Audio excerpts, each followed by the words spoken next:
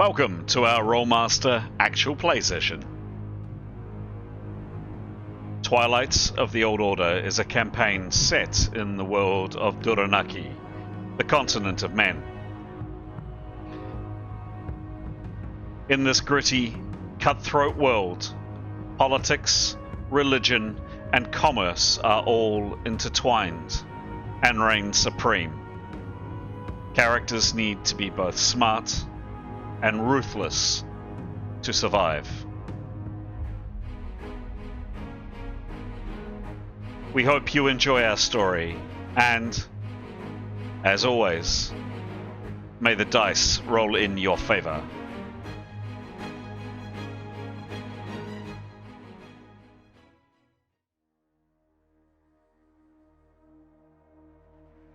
This is episode 100 of Twilight of the Old Order.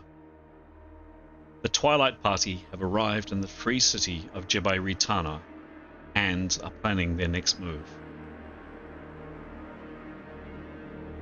Pick up the story as the party are attempting to purchase a vital magical device for their healer, Jada, who is now free from the cursed Claw Clasp.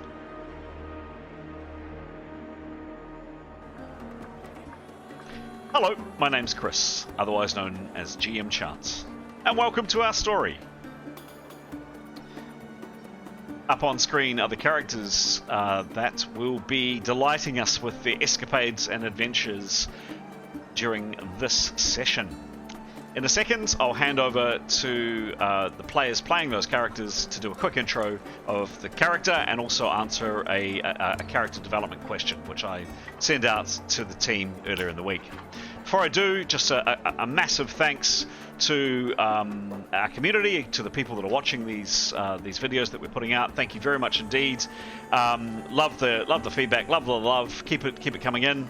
What I would say to viewers that perhaps haven't subscribed or are new to the show, if you get something out of this video, if you find yourself laughing at some stage, if you learn something, if you're a GM or a player and you get benefit out of this video, or just simply you find this video interesting and amusing, would really appreciate either a like or even better a subscribe. It really does help the channel grow and help other people find our show. Thanks very much. The other thing to note, this is episode 100. Yay! Fantastic! We've been playing for quite a long time. As mentioned in previous sessions, we actually started recording this game comparatively recently, however, only about 6 months ago. If you're wanting to learn what's previously happened in this game, down below in the description of this video, there is a link to both a short 5-minute video, which provides a quick summation of what's happened, and then there's another link to a slightly longer document, lots of pictures, etc., to tell you a bit more about the story and what's happened before we started recording. There we go, fantastic. We are underway, and as mentioned, each session I ask the characters, or ask the players, I should say, to have a think about 3 questions. These are designed to prompt, stimulate some thought, help the players playing those characters understand their characters a bit better and amuse, basically. The 3 questions I sent out in advance of the session include, what is a question of something that has happened to your character in the last 6 months that they would like an answer to? So something that's happened during the game that the character is still wondering about. Secondly, what is the most pressing problem you have at the moment?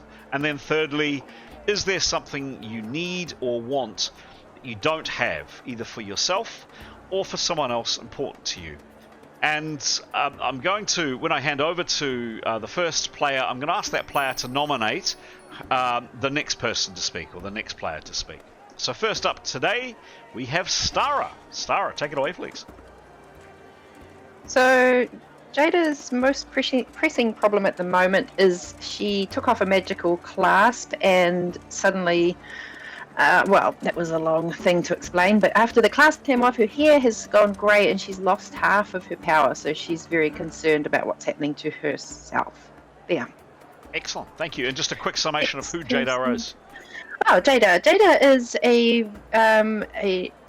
very tall Arab healer woman. She's armed with a quarterstaff. Her dream is to open a hospital.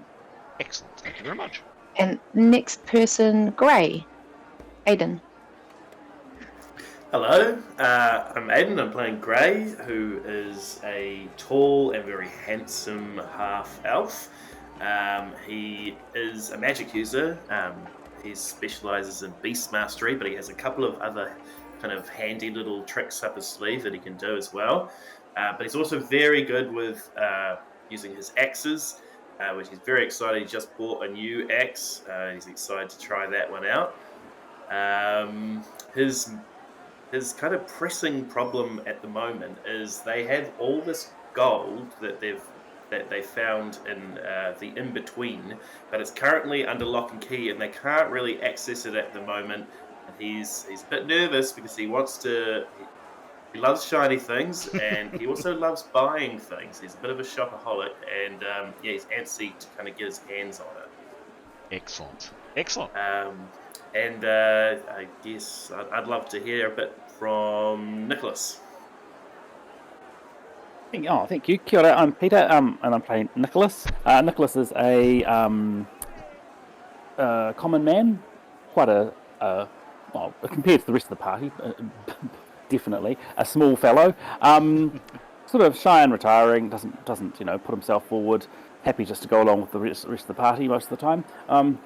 He's a mentat, which means he's a spell user that uses mentalism spells, so things to do with the mind and things like that. Question that he would answer is sort of something that happened to our character in the last 6 months. He'd like an answer to. After, the strange sort of destined meeting with the other hero party. He's sort of curious about that because it certainly had a feel of destiny to it. Like, we just sort of happened upon them in the right, at the right time. And their story of divine intervention and their tale of battling the Empire of Turang and their spies. So Nicholas is curious about that and the sort of the odd events that are surrounding them at the moment. So the iron shower, or the false iron shower, the comet in the sky, and all sorts of other omens that we've been receiving. There's a whole lot going on, including things like being pulled into the in-between. That was a very odd happening, and that has a bit of a sort of a divine feel to it as well. He can accept that the Empire of Turang have got, they're just men like everyone else, and he can accept them wanting a political movement and to take over the world. That's fine, but it's this hint of divinity and this other, divine powers getting involved that makes him uneasy, and it means there's a lot more to the picture. So yeah, that's a question that's playing on his mind. Perhaps we could hear from Severin. Severin, right. Yep, Severin is a quite a well-built warrior, swordsman by trade. He's male Northman, blonde-haired, blue-eyed, although I think he's got cropped hair at the moment, trying to not look like that. He is pretty tough with a sword. He's also very highly opinionated and quite driven, quite strategic thinking, and yes, but very charming and quite good-natured at the same time. And I suppose he is certainly wrestling with, as he usually is, God, what do we do now? How are we going to make an impression on this contact that we have to get ourselves in Tarak Nev? How do we get there? Will we really get our wealth back? So that's playing on his mind too, in order to fund a expedition, or will our contact fund it for us if we're able to persuade them? And what on earth lies in wait when we get there, and how the hell we get back? So yeah, this is the sort of thing that really weighs quite heavily on him, and he's certainly given that due thought. My second character is Tenya. She is an elf. She is a hunter and very skilled with a bow. She also has some stealthy skills. she can be a bit spiky, but generally her heart's in the right place. She's from an aristocratic background, and she's wondering whether she's sort of brushing up, thinking back to her youth, and in terms she's very used with dealing with the types of people who we may need to be dealing with in the coming days, and she's trying to remember, thinking back about her sort of how people conduct themselves in these kind of situations, refined manners, the right things to say. And she's trying to remember that sort of, and hopefully we'll be able to bring that to play in sort of brokering some sort of meeting and arrangement. Excellent. Yes. And you're throwing to, I think, the last person. Askell, yes. And I guess a question, if we're doing questions, Sure. to either Askell, if Askell's there, or if not, maybe Jada answer, was basically she's quite interested to know what, a little bit more about what happened with the devil demon called Bastard, and what exactly went on there, and whether actually that demon knows who we are and our names, and whether we might be bumping into it further down the track. I guess Askell can only talk to what he saw. So Jada would have to talk to her side, what was going on for her. It was just Askell didn't know what was happening. It was just something in the clasp, and which we knew about, but didn't know where the heck he ended up. Just that he was strongly encouraged to go into this gaping void by the gentleman in the room. So I guess that's his limitation. It was all pretty messed up, very reminiscent of the In-Between, but he just did stuff. Could see that Jada was trapped, tried to break this dome, and then had a bit of an altercation with some demon dog type things, and then almost passed out, well, did pass out, and then got out of there. So not knowing so much about it, but it was just very unpleasant. All Jada knows is the clasp is gone, and she feels Bostad is gone, but she doesn't really know where. And the man that helped her, Mohi, what was his name? Omar? He said, while that was happening and Bostad was being fought, he could see everything about all of us, that we were on a quest, all of your names. But he seems good. He knew that I was an orphan, that I want to help people. Yeah. But he said it in a nice way, not like, I know what you're doing. It was all positive. Yeah, but who knows where Bostad is? Maybe we'll see him again in the future. Oh, so the priest or the imam or whoever it was doing this would know then that we are our real names, we're all being pursued by the TTP. Yeah. And what lies at stake. Yeah, but he thinks we're very good people. And it just can't be. He's not really a stirrer. He's just like, I'm too old for any of this. I know what you guys are doing, and yeah, good night. Did you have any subsequent conversations with him about keeping that to himself, or?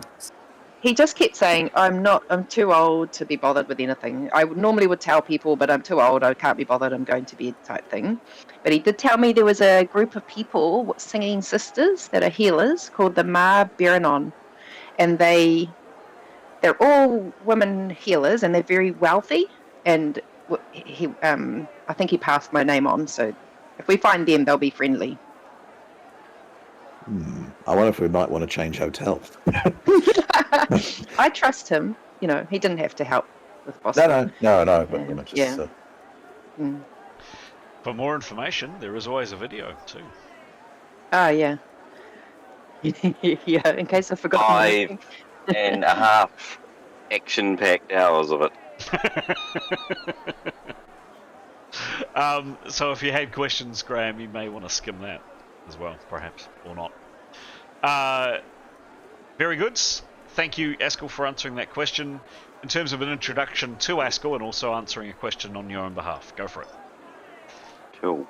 So, kia ora, I'm playing Askelion, or Askell for short. He's a tall, half-elf warrior mage who at times couldn't hit the side of a barn door. Yes, but he's working through that. He's survived a lot of things, so he's got a few lives left.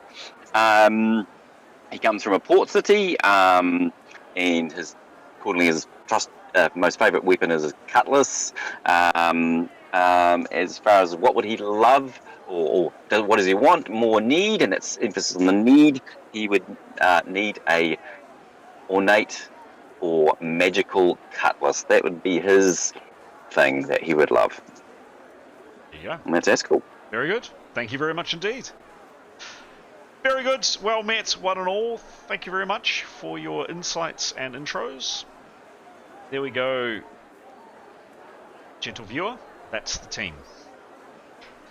That's the party for today's session.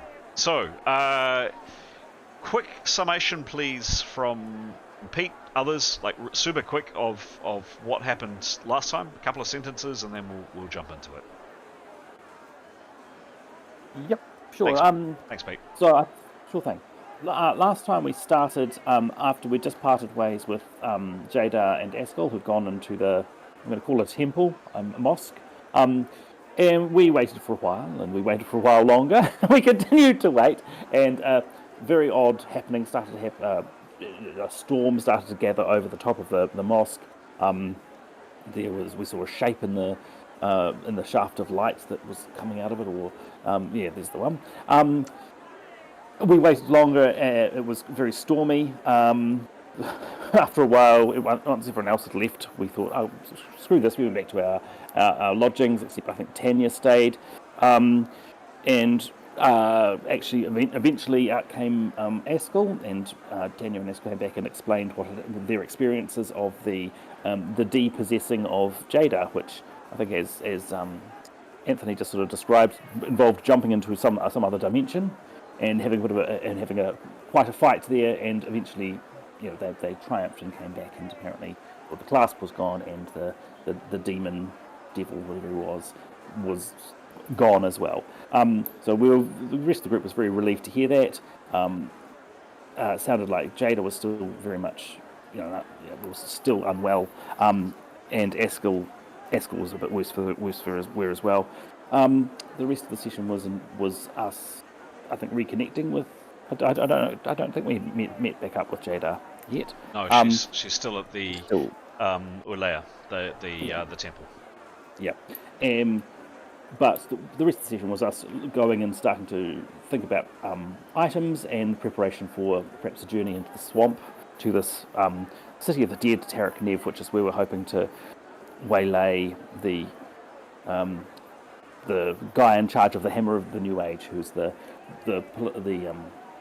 our group's sort of nemesis, basically. So we went and bought looking at buying potions, and Gray bought himself an axe. Perfect. Thanks, Pete. Any additions on that? Nope. Fantastic. Let's start the game.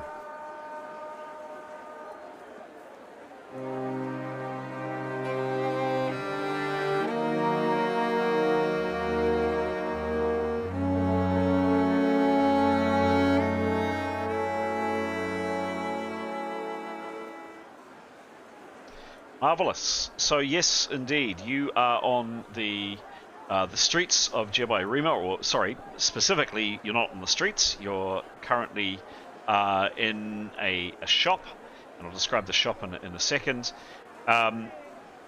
It is the 13th of Moons. Yet again in Jebai Ritana, it's raining, it's hot, it's sticky. The all of the party, I believe, are together. Is that right? Yes, they are. Astral, you went with them, or are you back in the hotel, in the Grand Bazaar Lodge? I can't quite remember. I think I stayed behind to rest a bit more, just clean up and tend to my wounds, and go and buy some clothes. Okay.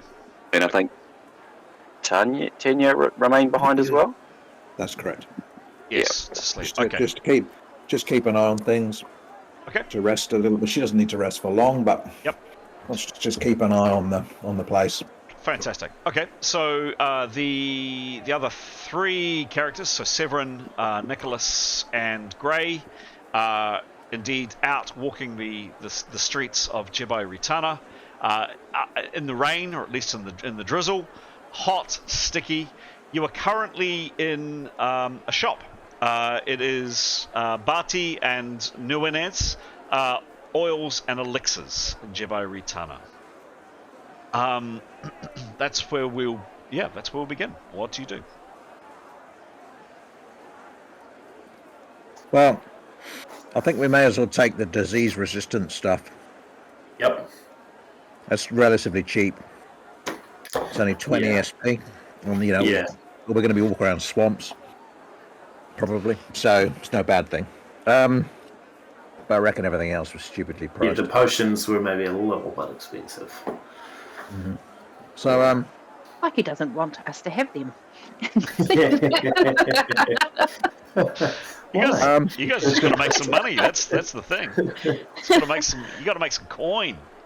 I guess we'll ask what we're after in terms of a PowerPoint multiplier, and if they don't have it, we'll ask for recommendations about where we might go in the city to find one. Sure thing. So you had been using Severin, I believe, had been using his earbuds, correct? Yeah. To communicate. You've been shopping and you've been out and about. You also had a conversation with people in the city library, and Nicholas had got access to a spell list, which is very useful. I'm afraid that would well and truly, I'm probably being a bit generous actually, that spell would have worn off quite some time ago. So you no longer can speak Herodanian, which is the language that people around here seem predominantly to speak. What other language do you try to Bati, who is the current purveyor of the elixirs and the potions that you're in? Well, he speaks South Tongue very well. In fact, Severin does? Yeah, it's the language he speaks the best. Sure. Now, because he's been hanging out here so long. So he's 8. 8. So let's see. So you switch. So basically, the spell runs out, and you switch to South Tongue. Okay. Barty just shrugs his shoulders as you start with South Tongue. Anybody else? What does Gray speak? Nicholas can try Thebronic. Yeah, go for it. He'll just say, do you understand Thebronic? Shaking his head again. Okay. Gray could speak Paldeguron. Yep. Yep, Paldeguron. That is a very far north language. You could try it, but you think the chances of him understanding it would be slim. But you could give it a go, sure. Yeah, maybe he's got a cousin there. Yeah, maybe he does. He gives it a go. Cool. Yeah. Again, just kind of. Barty looks a little bit confused because you were speaking absolutely fluent Herodanian up until a few seconds ago, and then you just suddenly stop speaking.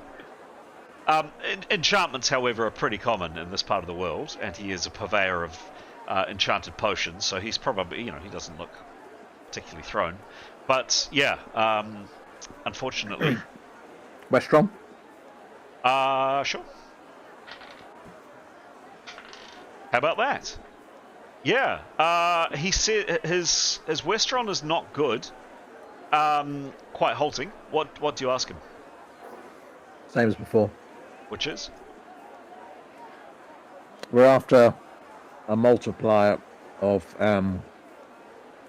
whatever the colloquial expression for PowerPoints is. Magic energy to enhance, make bigger, make more. Yes. And do you have an item for power of the mind? Me? No, me.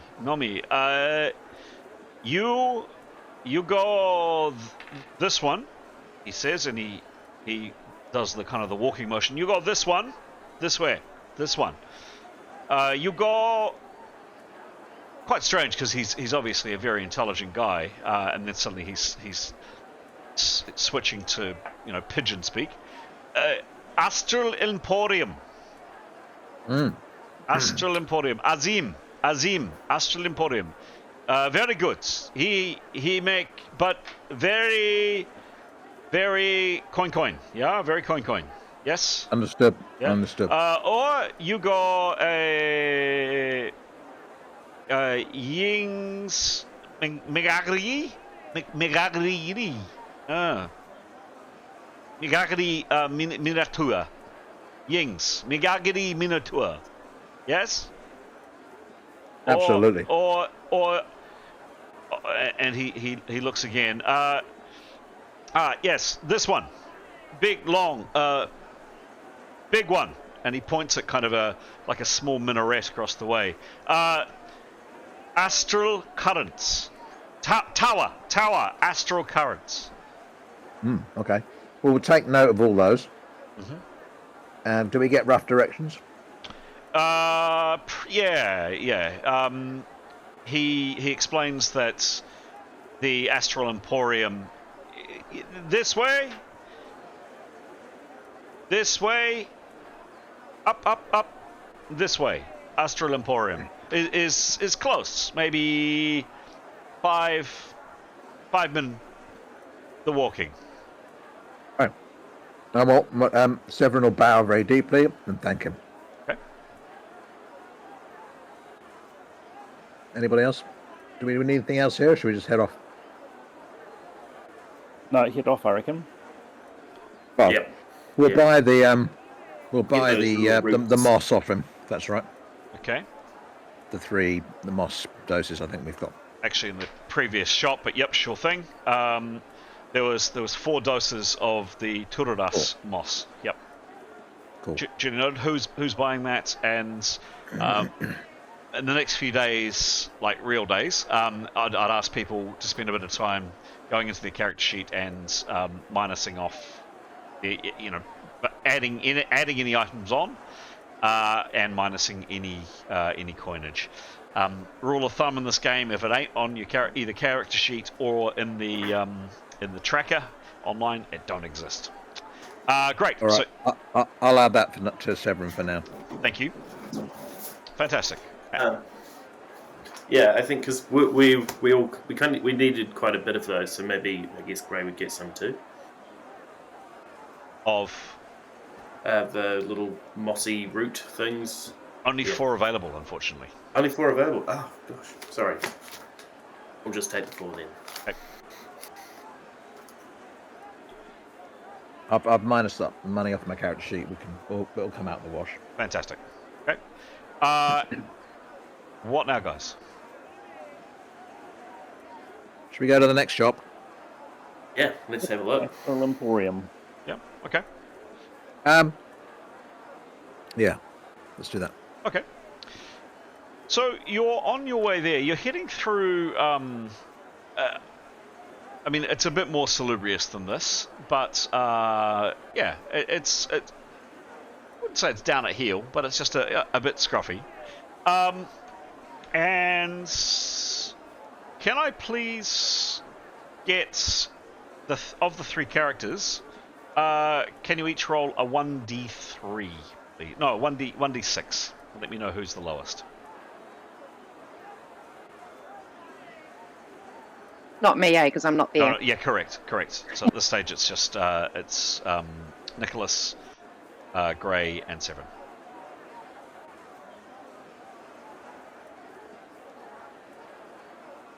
Oh, Nicholas was last. Got a 1? Okay. Got 2. Got a 2. Thank you. So Nicholas, you're walking along here, and you get to the end of the street, and you turn a corner, and just as you turn, a cart at a reasonable pace comes clattering around the corner. It comes reasonably close to striking you, and no need for a maneuver roll or anything like that. But it was driven reasonably quickly.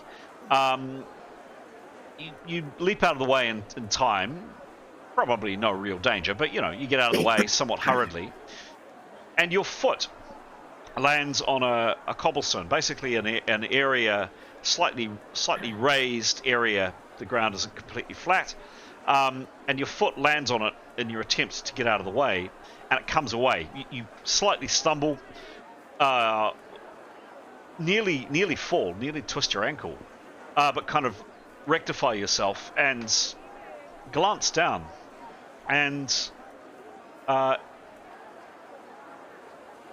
in the space where the cobblestone has come away, Nicholas, you see a couple of items, and I'll pop them into your.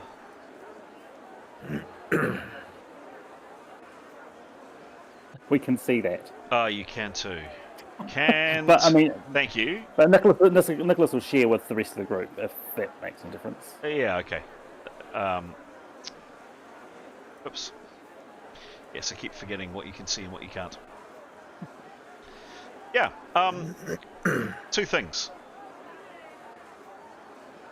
An old rusted ring and a silver coin. Oh.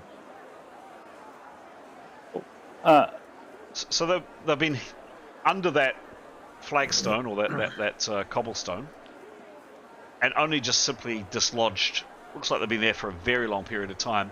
It was actually the glint. There's not much daylight here because it's pretty rainy and overcast, but yeah, it was actually the glint of a little bit of light coming off that yellow stone that caught Nicholas's attention. Just happened to glance down to kind of see what he'd dislodged, and he noticed that and the ring and the coin. Cool. He will. Oh, can I just ask a question? With attunement, you do have to physically touch items, don't you, to attune them? I think so. Yeah, okay. Yeah, I think so. You need to be touching, feeling it, whatever. Yeah, Cool. you do. Okay. So he will. I suppose if he's still a bit wobbly on his feet, he'll sort of kneel down as if he's catching his balance, and he'll just not surreptitiously, but just sort of casually reach in and grab both of those, and add in try and be very casual about it and not a big deal. Are you trying any sleight of hand at all, or are you? I think that will make it more obvious. I don't think he's got a skill in it. He's got stalk and hide, and that's not really going to do it, is it? No. No. No. He'll just happen to put his hand on the ground and happen to put his hand into the hole. That hole or whatever. Not make a big deal of it. He'll just try and be as. Okay. On as much there are a few people around. No one's paying any particular attention to him. You don't think? Yep. You pick up both items. Cool. He'll put the flagstone back, sort of try and safety first. Safety first. Yeah. Safety first. And then he'll just. I suppose that the rest of the group will be perhaps a little bit. I don't know. He'll let them know that he's found something just quietly, not sort of showing or anything, but just once we get into privacy, he'll want to examine them a bit more. Okay. In fact, he'll want to look for an opportunity where we can just sort of, if other people want to get something to eat or out of the, find a little bit of shelter, and he will just, and they stand around them, he'll want to do attunement if that's. Okay. So on the street. It feels convenient and. Yeah. Sure. Yep. It's Why obtrusive. don't Severin just suggests we sort of take a detour onto a thoroughfare and just lose ourselves in the crowd a bit and then find somewhere. Yep. Okay. Yep. You duly do that. A little bit further along, you come onto a busier road, and you can kind of duck into, slightly off the main drag. Not an alleyway, but just just slightly off the main drag. And the three of you cluster around. What do you do? Yep. Nicholas will do attunement on the ring. Give me a roll, please. Oh, 27. This is master, of course. Yep. So the rule. Oh, actually, sorry. Another question. I mean, how long does attunement take? Actually. Yeah, that's a really good question. And the rules. Thinking back to the Yes. Dungeons and Dragons movie. Yes.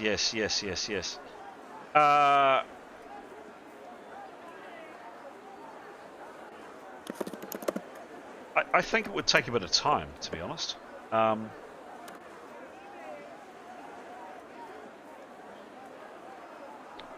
It's not spelled out in the rules. I did ask this recently of the Rolemaster community, and I can't remember what they said. Then again, you can attune in battle. We'll say at the moment, a note to self that yet something else I need to check up. Let's say at least 10 minutes. Okay, cool. Yeah. Do we want to be? I don't think we want to be hanging around here for 10 minutes. I think it's a bit obvious. So perhaps we hold that until we're out of sight. Yeah, I'd say so. Yeah. So I mean, keep the same roll, I suppose. But yep. Out of interest, if Nicholas has shared that knowledge, do we know? Have we come across anything our characters know about owl motif and what that might stand for? Give me a general knowledge roll. I was just wondering if it was actually tied up with I'm just trying to search through our notes. Nicholas rolled 85. Severin 62. Sick. Oh. Sorry. I will quickly roll. 85. Gray had 67. 85. Who rolled 85, please? Nicholas. Yeah, can Plus you give me another 58. roll? Yep. Can you give me another roll? Yep, 4. 4, okay. So, Master, of course. Okay. And 62, and what was the third roll? 67. 67. Oh, yeah.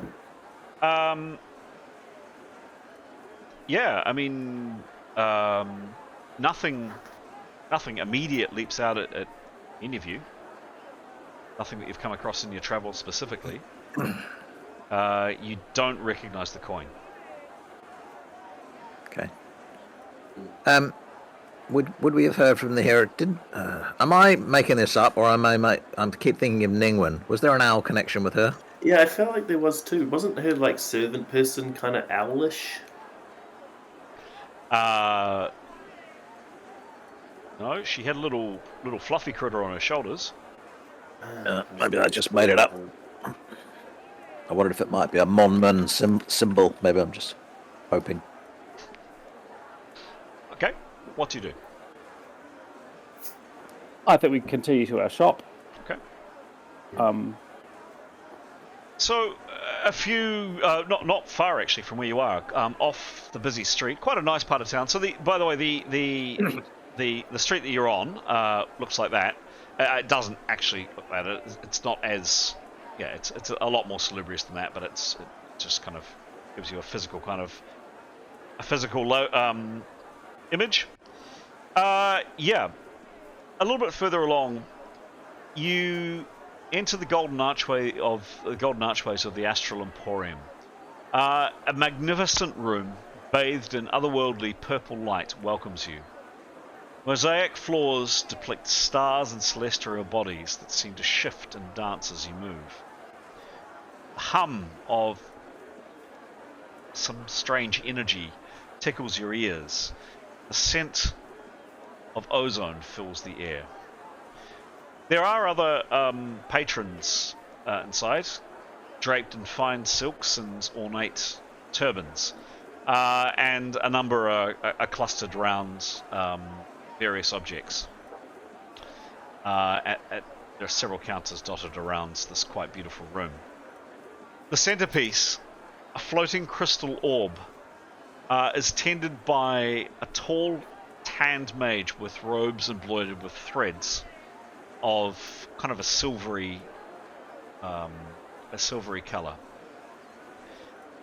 There seem to be quite a few scrolls, various short, what you'd term almost wands, and there's quite a bit of jewelry and strange orbs or unusual objects. What do you do?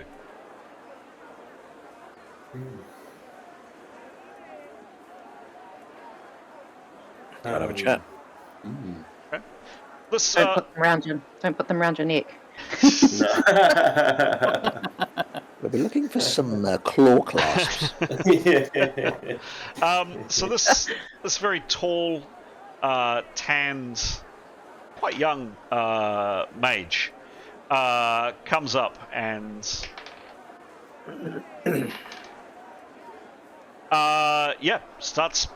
starts speaking to you in Haradanian.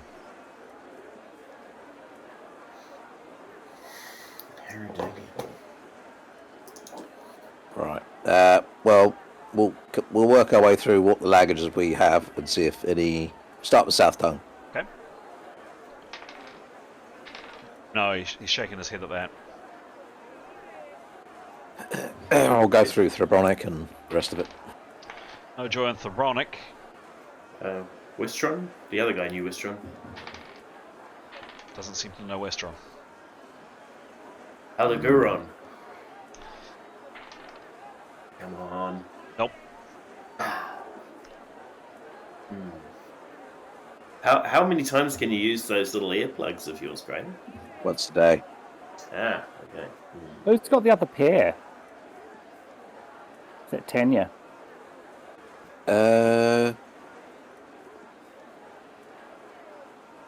No, she's not got them. Who has got them? Don't know. It's me. That was it. Oh, Well, turn them on then. Turn them on. no, it's not. They're not on my sheet. That would be handy. Well, we did have 2 pairs, didn't we? We did, yeah. Do you remember, Chris? I don't. Sorry. I don't.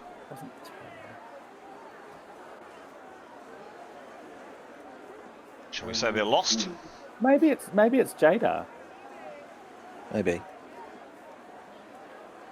What are they called? There's nothing in my pack. I think we called them ear cuffs or earbuds. No, they're not. Well, they're not written on my thing, so can't see it anywhere. Speech true.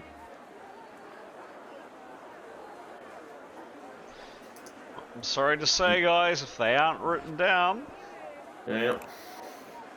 they don't exist. So you have 1 set of them. Yeah. Lost in the in-between, perhaps. All right. Yeah, what do you do? Semaphore. I think we need to go back and we need to come back with Jada or Astral personally. Yeah, I wonder if we might be able to find someone that could be like hire an interpreter or something somewhere in the city. Might be able to help us out. In these Well, I mean, situations. yeah. I mean, we've got 2 characters to speak the language, though, so Oh, yeah, of course we do. Yes, maybe we could hire them. let's hire them. Yeah, well, I mean, you know, I'll let you negotiate. One of them. Grace great at back rubs. What language haven't we done though? Because I only speak Haradanian. That's the one. That's the one. That's the Oh, you one. guys don't speak that. Oh, Don't Okay, rub it come in. on, better come find me. Wait a second. Does Grace speak? No, he doesn't. Oh, that'd be hilarious. Of Yeah, great of all people. maybe we should go back and investigate this wee owl. Yeah. Owl and ring. Owl and ring. Yeah. Feels very Ningwangi. It does. Yes. Well, at least we know where this place is now. So. Yeah. all right. Let's go back. Okay. You head back to your lodging, the Grand Bazaar Lodge. Just to remind you a bit, this is the kind of the vibe. Remember, it's set around quite a beautiful, very large courtyard. A lot of people selling various wares in the courtyard.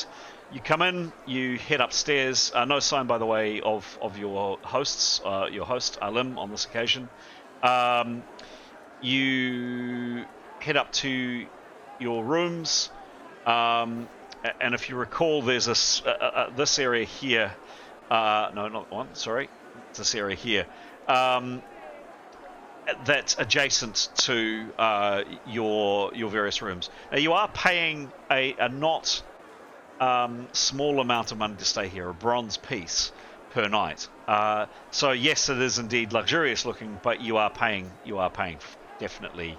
I wouldn't say top coin, but you're definitely you're not slumming it. You go in. What do you do once you're there? Well, I wonder. I mean, obviously, we're going to have a catch up with Jada and Astral, right? But I wonder, just to move things along, whether we might just cut to the chase, in the sense that once everyone gets wind that there is a person in the city, whoever that is, who knows them, knows their identities and their entire backstory, given his experiences and also listening to the experiences of the hero party, he's going to strongly suggest that we pack up, get the hell out of this hotel, walk across town, and book ourselves into a different hotel. Because he's paranoid, because he's been in the cities before with spy agencies looking at him, that we were poisoned and we were attacked the left, right, and centre. However holy this guy was, he wants to change tack. Sure, but Jada is not currently with you, so she hasn't imparted that to you yet. Oh, so Astral doesn't know. Correct. Right. Well, I don't believe so. Correct me if I'm wrong, Astral. I don't know if I actually can't remember what Jada told Astral.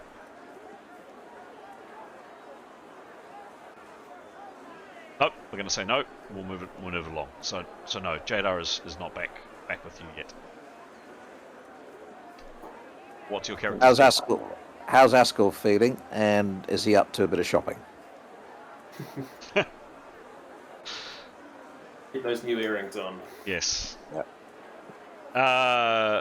Astral, you're still. Oh, he's not there. Ah. He must be in the car, getting ready to go shopping. Yes. GM's just going to quickly head to the loo. Back in a sec, guys. Yeah. I'm going to quickly go get some meat. Yes, me too.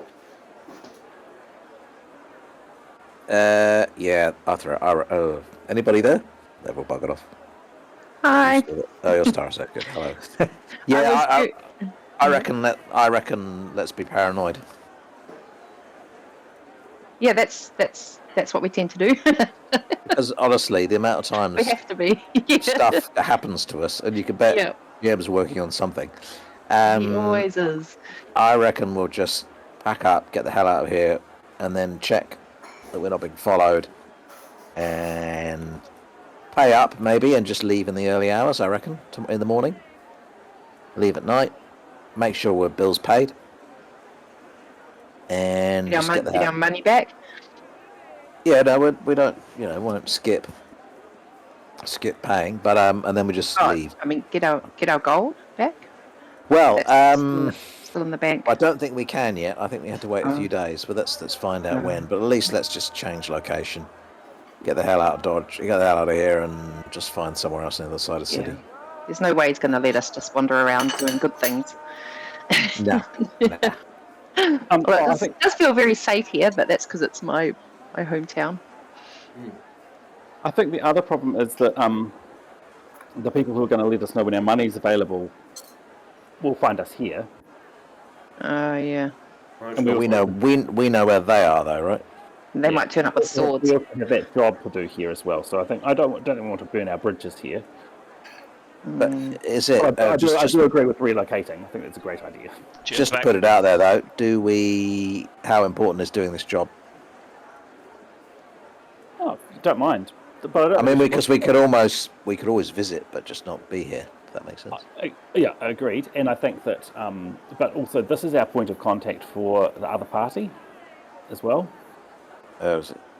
Yeah, this is the place. This is why we're staying here, because this was a place that we agreed to leave a message for the hero party. I mean, and so I think that in that sense, it's a good place to. Well, it'd be good to keep in good with the innkeeper.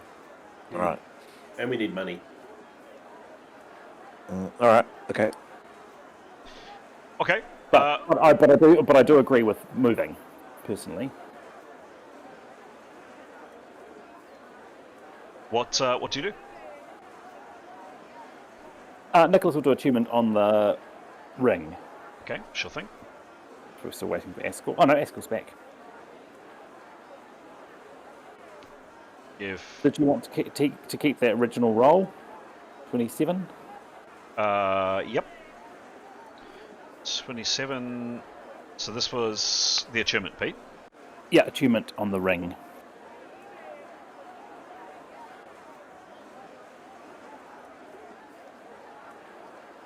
Sorry, so he rolled 27? Yeah, just a sec. Yep, Oh, coming. sorry. Just coming. Let's roll 27. 2, 7, bang. Okay. And what's his achievement, please, Pete? 54. Wow, it's good. He's getting low. Yeah, he's getting better. Getting better. It's getting better.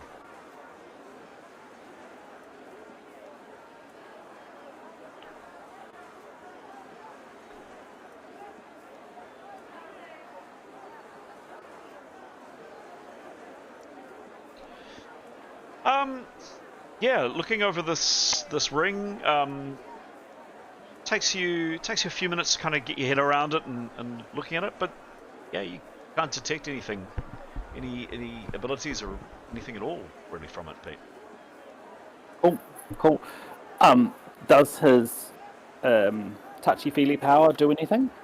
So this is the one he had as a background option, which was visions. PC receives spontaneous glimpses of events associated with a place, person, item, etc. that he touches, may be triggered by touching habit. Player can ask if visions come on request. This is our agreement, was that I could ask if they come on, ask you if they come on request at your discretion. If yes, an intuition check can be made. Okay. If successful, a lower roll would yield more information. Actually, we'll flip that. It would be a higher roll. So you need to make an intuition check. Yes, please. So, I have for the third time changed how we do stat checks. You have to beat 50 with just your stat bonus. Pete, give me a roll, please. 79. Oh, nice. Plus, what's your bonus for intuition? -3. Ooh. It's like, why did it have to be intuition? He's the least intuitive.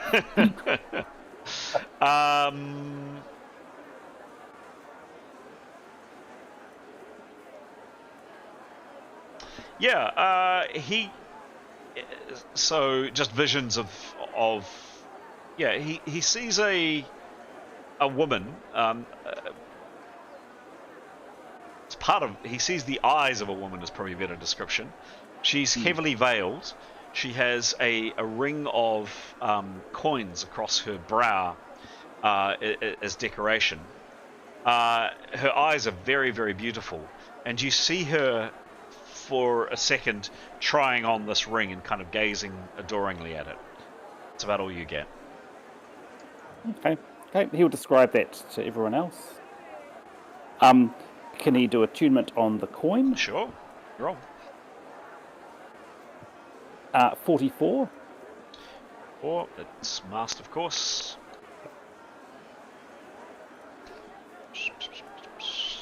And the plus 55 was it, Pete? 54. Yeah. Cool.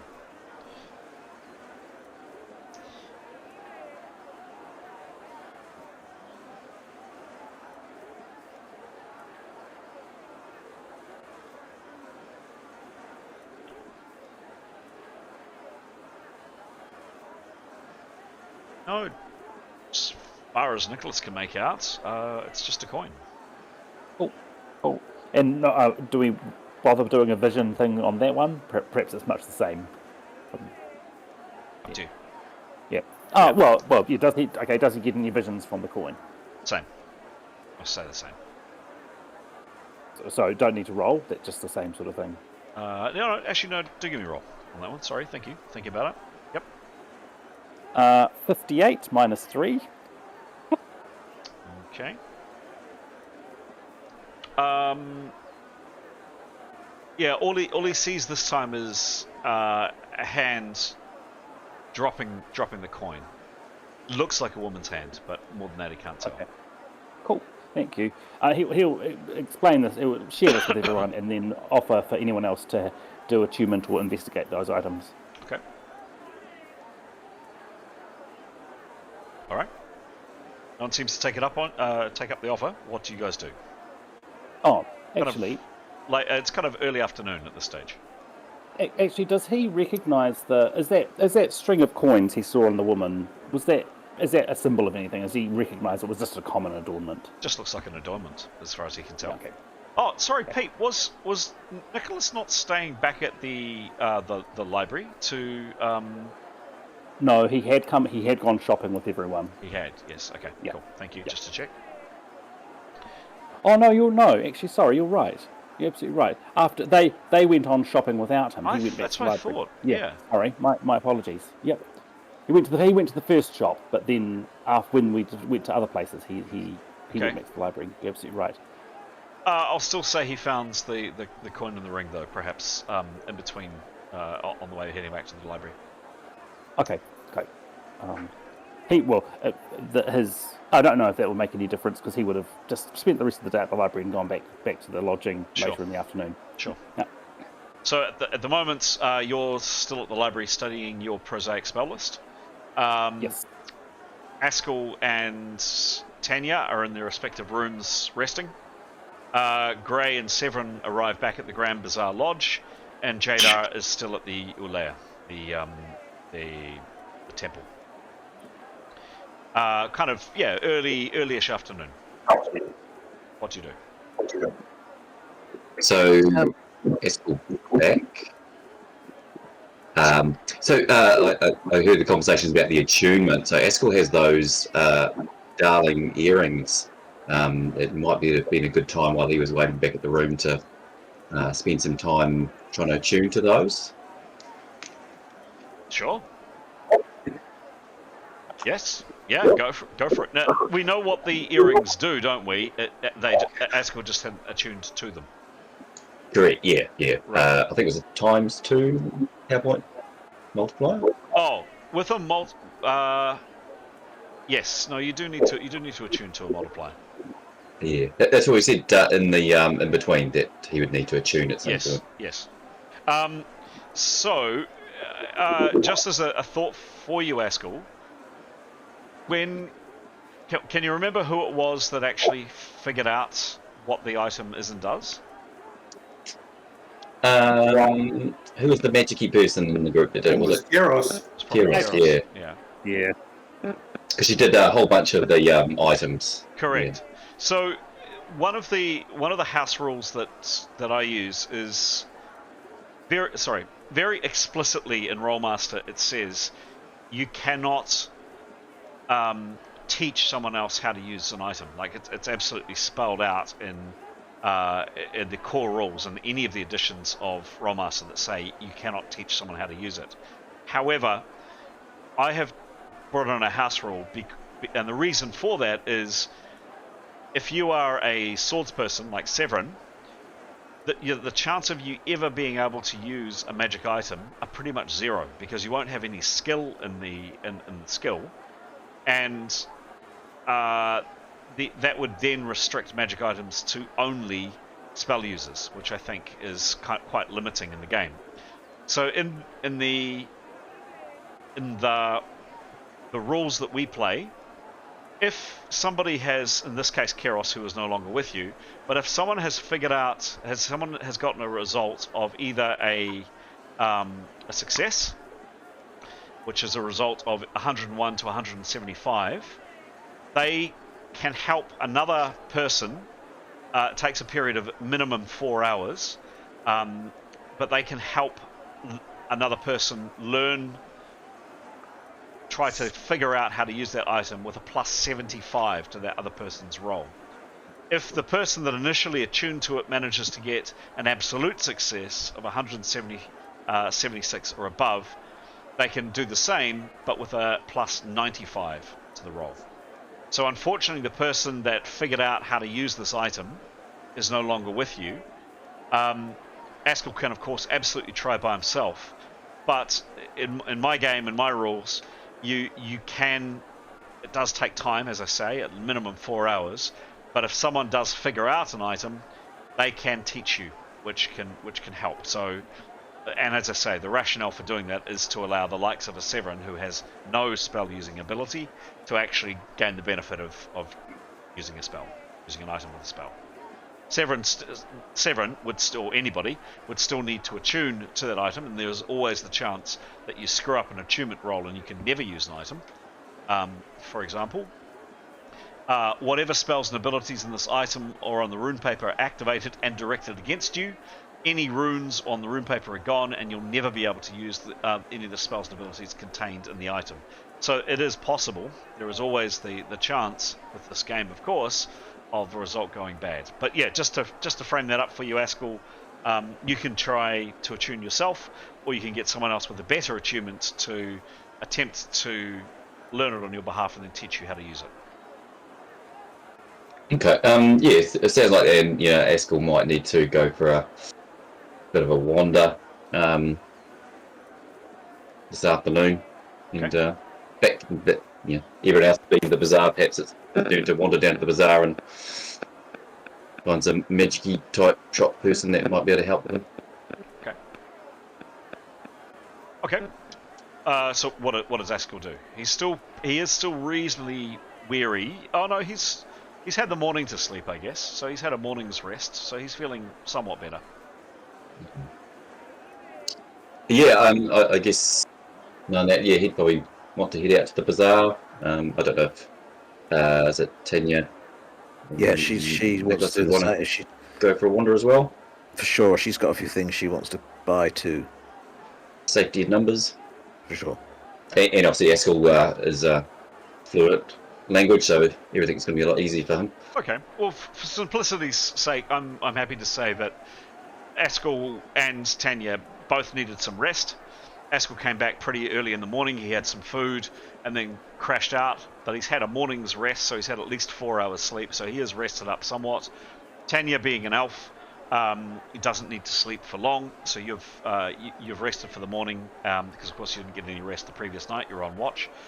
So with both characters having rested for the morning, you get some food around midday, at around about which time you're both up in your either downstairs in the large kind of, I keep calling it a common area. I'm not sure if I've got a better description of it. There are several kind of common areas in the Grand Bazaar, by the way.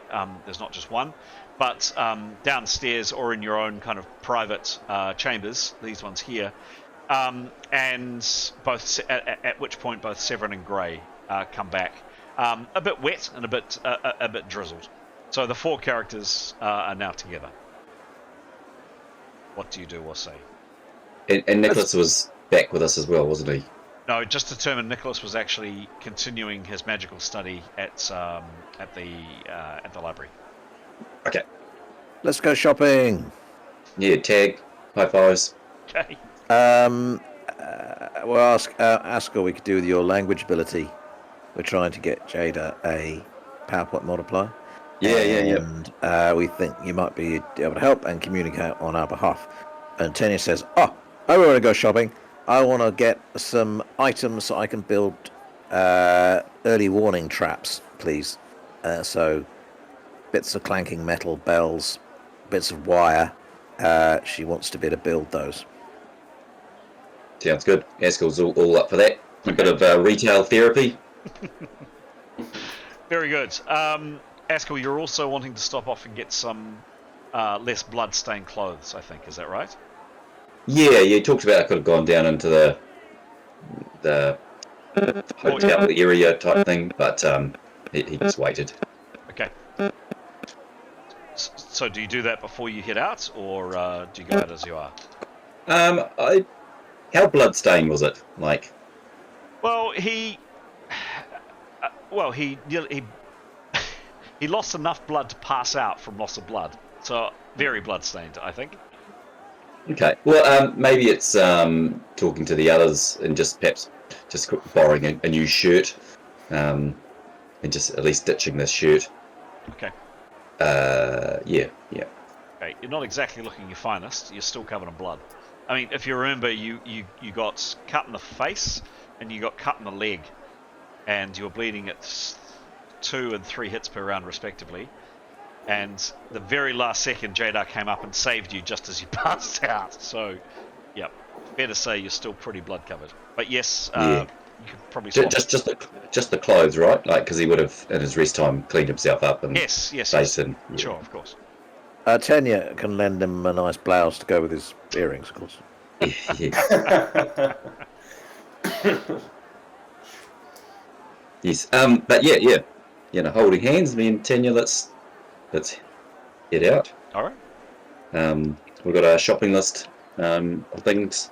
Even some directions from Severin and Co. that just come back, just to go straight to where they were looking. Severin and Gray. We'd come with you. Are you going to go out again? Yeah, why not? Nice. Yeah, we want to try and find this PowerPoint thing, so I think we might as well go back there. Okay. Yeah. Oh, we'll give them half an hour to catch their breath, put feet up, and then we'll head out again. Okay. Where do you go? Back to that the place with all the beautiful, shiny, sparkly things. Yeah, Astral Emporium, sure thing. That's the one. There we go. And Tanya's got a short sword in her pack again, as before, essentially. Okay. So the description again. Upon entering the golden archway of the Astral Emporium, a magnificent room bathed in otherworldly purple light welcomes you. Mosaic floors depict stars and celestial bodies that seem to shift and dance as you move. There is this strange slight hum of energy. It seems to tickle your ears, and the scent of ozone fills the air.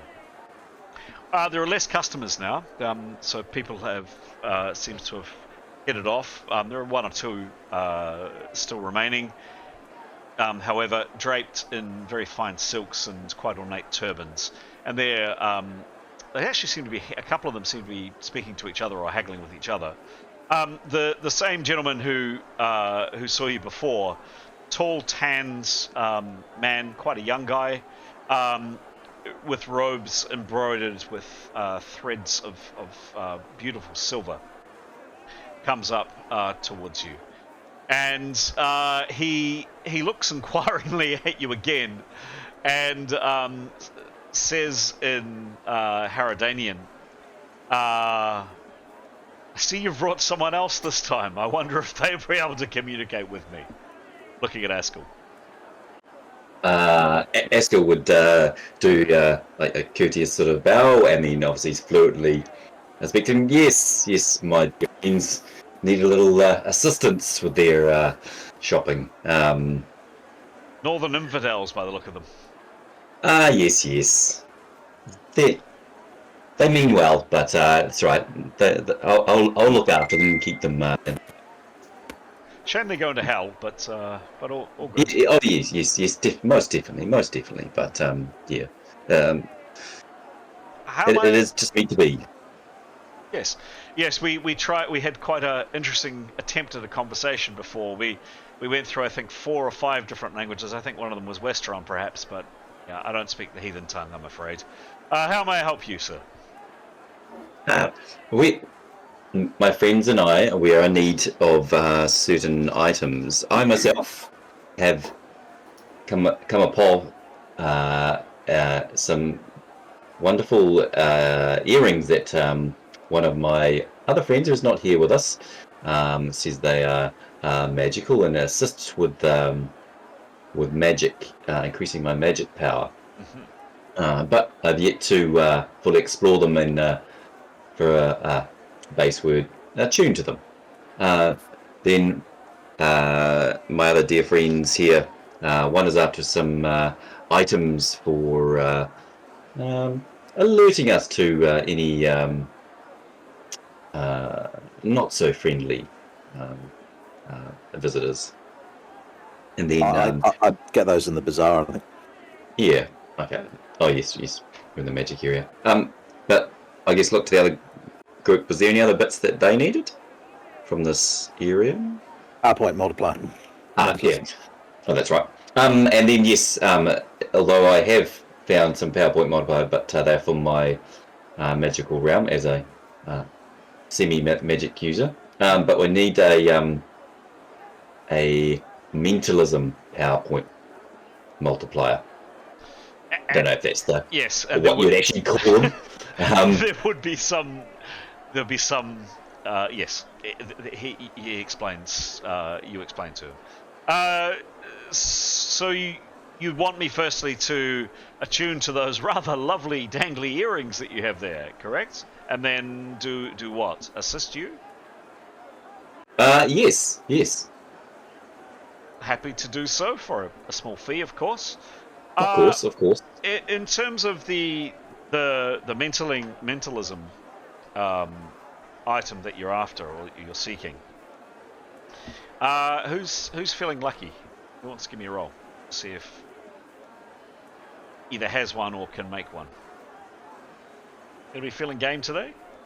Okay. Yeah, Great. I think Aiden's luckiest. Oh, sorry. I've done 51. Right in the middle. Right in the middle. He says, I don't,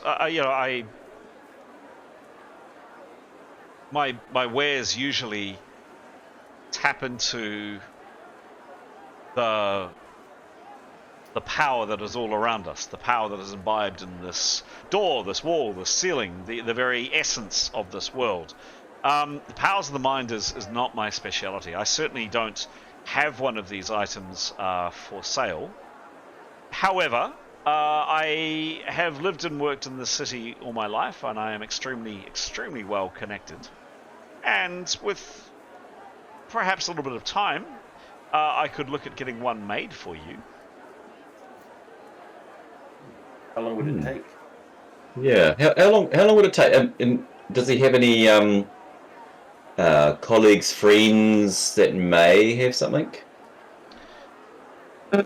Yes, it's. I'm just getting a little bit of feedback from someone. I don't know. I can't quite see who it is. Can you guys hear that? Yeah, like a buzz. Yeah, a bit of a buzz. Just to Like check. his cell phone's ringing. Yeah, has everybody got some headphones on? Just to check. Mm-hmm. Yep, my headphones. Okay, just a bit of feedback from somewhere. He says, yeah, it's possible that Sheikh Farid at the Tower of the Arcane Currents, also quite close to here. He is also an essence user like myself, but he does tend to he doesn't deal with power of the gods, of course, but from time to time, yes, he does have mentalism. He does deal with power objects that assist with powers of the mind. He would be your most likely option. Probably the third that would spring to mind, and then that I'm aware of anyway. I think you'd be lucky. Would be the Enchanted Lotus. That's quite some distance away. That's near one of the central city's major fountains. La Fen there. Yeah, La Fen does also probably less regularly than Sheikh Farid at the Tower of Arcane Currents. But if you tried at the tower, Sheikh Farid might be able to assist. In terms of how long it would take, I could probably procure you one of these in 3 weeks. What form would it take? 3 weeks. Ooh. I'd say Jada was probably looking for some sort of Claw Clasp type thing. Make do with a ring. A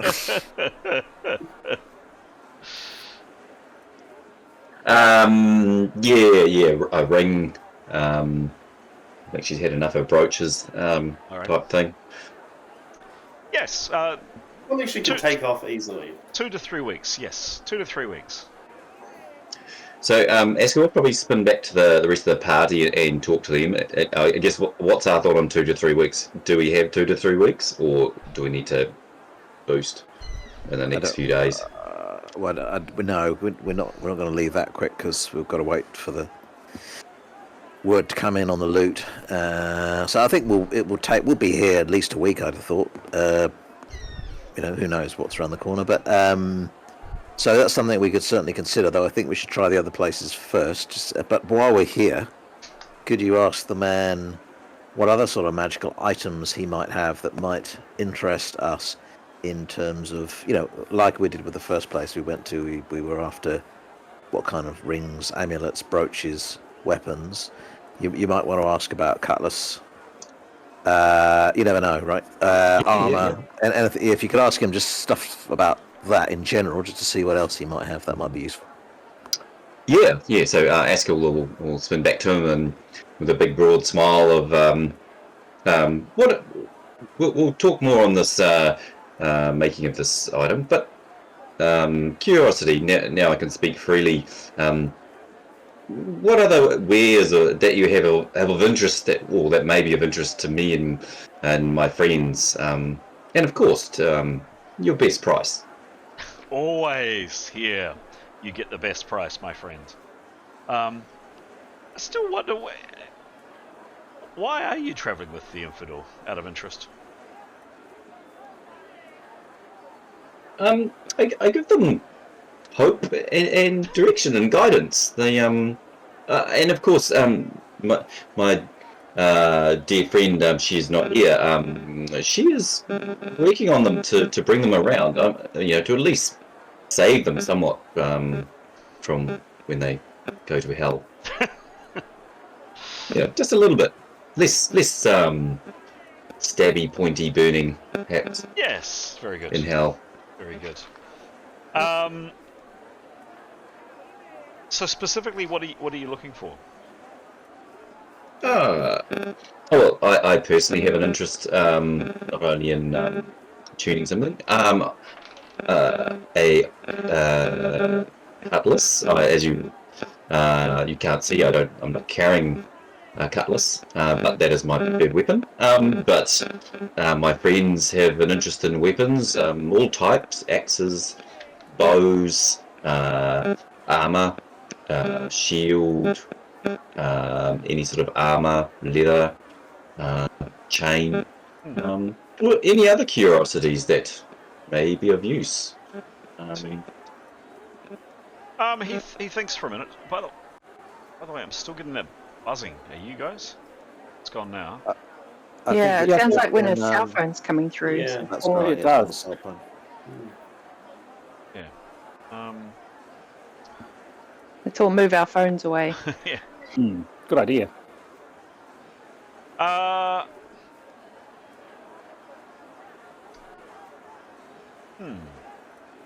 Give me a roll, please, guys.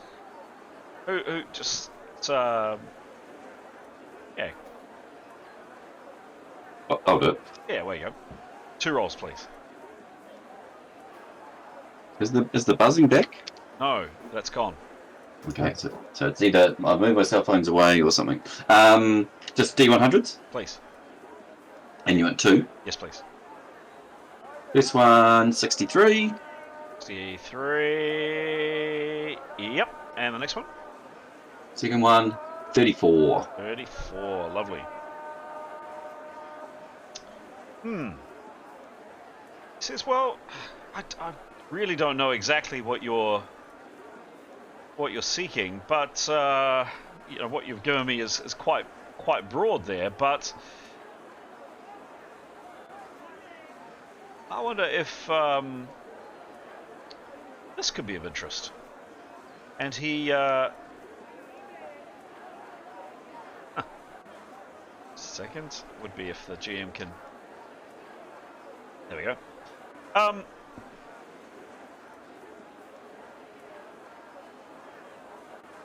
He pulls out this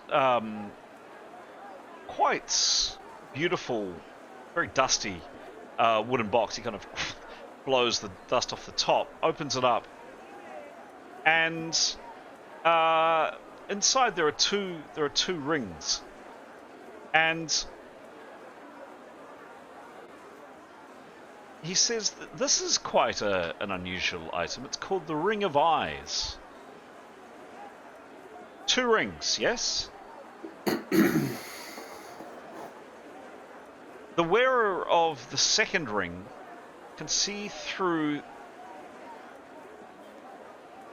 the eye set in the owner's ring.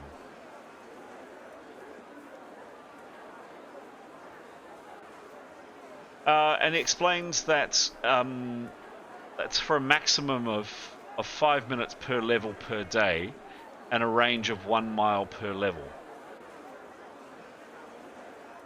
So on the first ring, there's the shape of an eye, quite a beautiful depiction of an eye made out of a gemstone and a white gemstone and a black gemstone. And he said the second person can see through the first ring. Could that be very of interest? nice. Yeah. Yeah. I'll split around to the others and talk about it. I mean, that's quite useful where we split the party, obviously, or if we got someone ahead who either gets in trouble or wants to bring something to, someone stalking up ahead wants to bring something important to the rest of the party's attention. Yeah. How much? Yeah. Which group's got, who can do the whistling? I forget. Oh, Nicholas can. Oh, yeah, sweet. Attach a ring to the whistling. Someone else can see it. No. Yeah. Okay. Yeah. He'll go back to him and ask how much. Mm-hmm. And also nothing demonic about infused with it.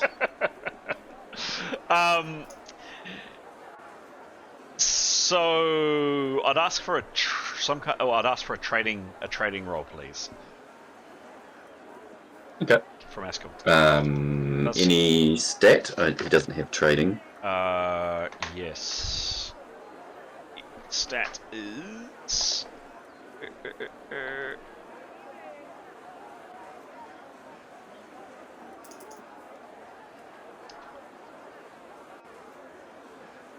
Just coming.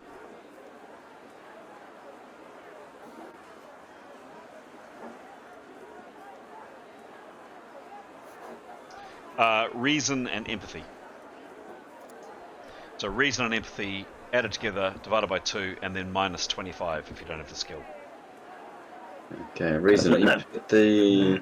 So I've got plus 9 reasoning, plus 14 for empathy. So 23 divided by 2 is 11.5, rounded up to 12.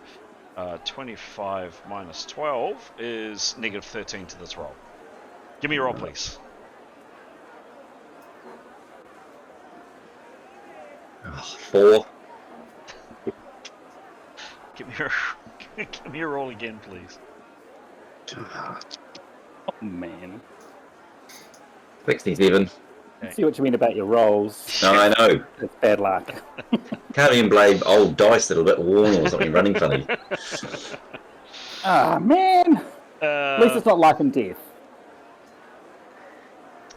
Maybe while you're there, buy a luck amulet. Yeah, that is a good question. That's 3 times the cost. So this is after the haggling. So Yep. This is after a period of discussion. You're pretty convinced, Askel, with your frankly reasonably unimpressive attempt there. 1,500 gold.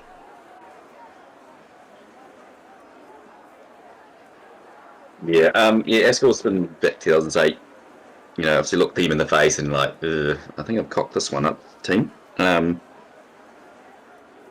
As you'll note by his big grin that he got me. And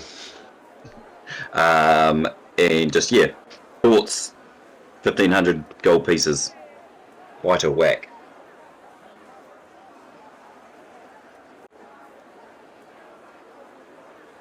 Well, we don't have that money, and we wouldn't pay. I don't think for that item anyway. No, nice to have, but not. Yeah. Yeah, we've got a whistling. Why don't you do your attunement while you're here? Well, actually, maybe not, right? Because he now is going to see you coming. Maybe we'd better just to move on, go to the next place. A little bit too pricey for you, friend? Yes, the old classic. Let's start saying goodbye and head to the door. Open it, or cloth, or start opening it. Type technique. You've done pretty much all of that. He does say, look, if your budget doesn't stretch that far, he picks up a piece of parchment. I can, of course, inscribe magical runes on parchment such as this, if that would be of more interest to you, and at lower cost. What's a lower cost for a general sort of perhaps healing parchment or?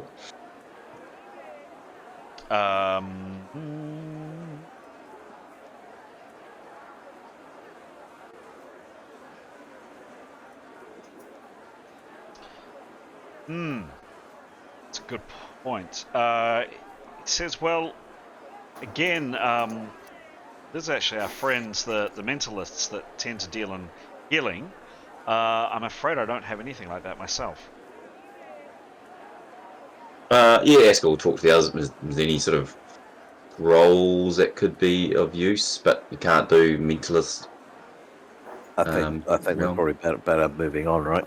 We haven't got tons of money at the moment. Good to know that those rings are there, but I think having lost that role, it's going to be difficult for you to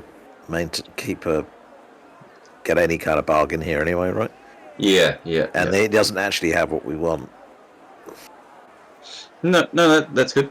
I think Askell would wrap up talking with the rest of us and then return to him. Smiles and courteous thank yous and said, not today, but thank you for your wares and your general guidance, and thank him. But we will be in touch if we do need something. Okay. And then we'll exit the store tent. Sure. Where to next, guys? So we had, I forget, there was the Lotus something or other, and as an option, and then there was the tower with the Arcane Currents, which was close by. The Enchanted Lotus was some distance off. Yes. That's right. Heading to the Tower of Arcane Currents. Stretching sky with the Tower of Arcane Currents is a modern marvel. Sleek obsidian structure gleams in the sun. Well, there's not much sun today, contrasting the dome buildings all around it. Inside, the air pulses with electricity, each breath tasting like a charged storm.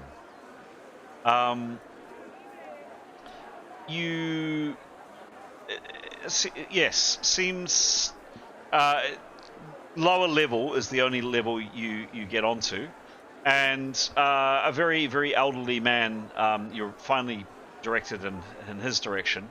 He's hunched, bent completely over, massively long beard trailing down pretty much to the ground, but has a kind of a mischievous grin on his face. He comes up to you and introduces himself as Sheikh Farid. Greetings, friends. How may I be of assistance today? He says in Haradanian. Askell would respond, greetings, and and bow, I guess, courtesies. I said, me and my infidel friends, we'll get straight to the point, in search of some artifacts of magical nature. Artifacts, you say? Yes, a broad range of specifics, but we're also curious of any other items of interest that you may have. I myself am after a fine cutlass, and we'd also like for a better word, magic PowerPoint multiplier for my friend. She is not here, but she is of the faith, in the realm of mentalism. So But any other sort of weapons or armor or useful items of, So, could someone please give me a roll? Just someone's feeling lucky, just to see what's he got in stock. Not me this time. On Pete. Okay. Don't count mine. 4. Oh, Oh, no, do count mine. Well, 4 might be very good because low. he, yeah, cool. he's, 13 lucky for some. he strokes his chin and says, well, you are indeed in luck. I've had in stock for quite some time, and he heads over to, he clicks his finger, and an attendant, much younger man, beautiful flowing robes, comes over. They have a quiet conversation, then comes back. He comes back with a box. Opening it up, there's purple vellum inside, and on the purple vellum is an amulet on a chain. Just a very beautiful, just a beautiful silver chain, and the amulet itself is just a silver, almost looks like a teardrop. He says, "I've had this in stock for quite some time. It is indeed a mentalism PowerPoint multiplier. It will assist the mana and the energy of one that uses mentalism. It's been sitting here untouched. I don't get much call for mentalism stock. However, you are very lucky because this," and the attendant also hands a newer box, and opening it up, there's a ring inside it, just a very, very plain silver ring. This is a ×3 multiplier, 3 times the power of mentalism. This only came into my possession yesterday. You are indeed lucky. So, both the amulet and the ring, PowerPoint multipliers? Yes, indeed. So as I say, the less powerful one has been sitting unused and uninterested for some time here. You can see the amount of dust it has on it. This one here, ×3, the more powerful one, came into my shop yesterday. You are indeed lucky. Very, very. And what might you be asking for either of these? Give me another roll, please. Alright. This time I've used it. Good juju this time. First one. 91. 91. -3, was it? So I had 12. Did you say -25? So it'd be.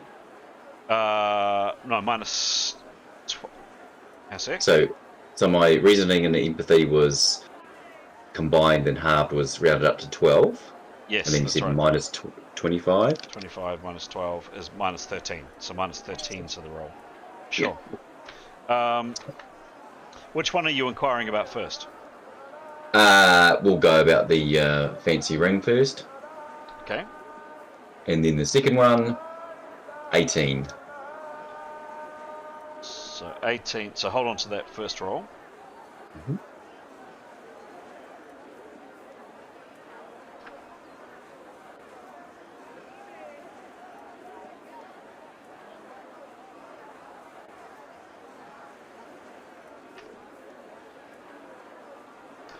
So it was a 91 minus 13. Utility.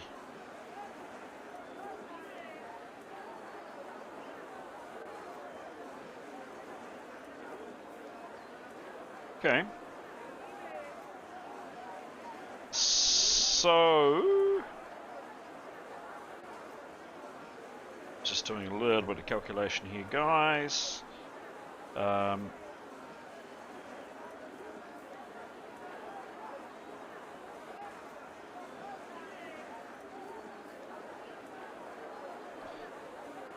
So after a bit of discussion, the price he comes back with for the ×3 is 960 gold.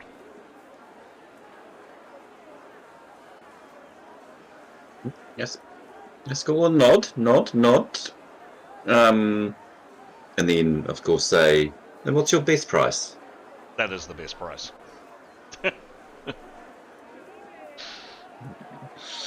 So and the other item? You've played the best price, bad price. Okay. Hey, I'm leaving. My Yeah. Yep, mother's 6. Etc. And what was the other roll? 18. 18 minus 13, so 5. Yep, and then.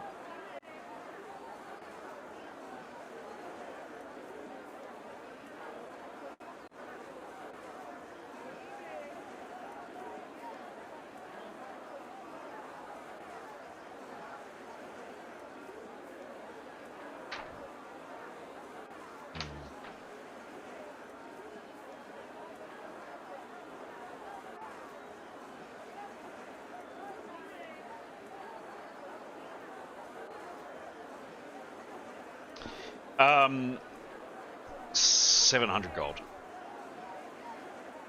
Okay, 700. Okay. Yeah. So Esker will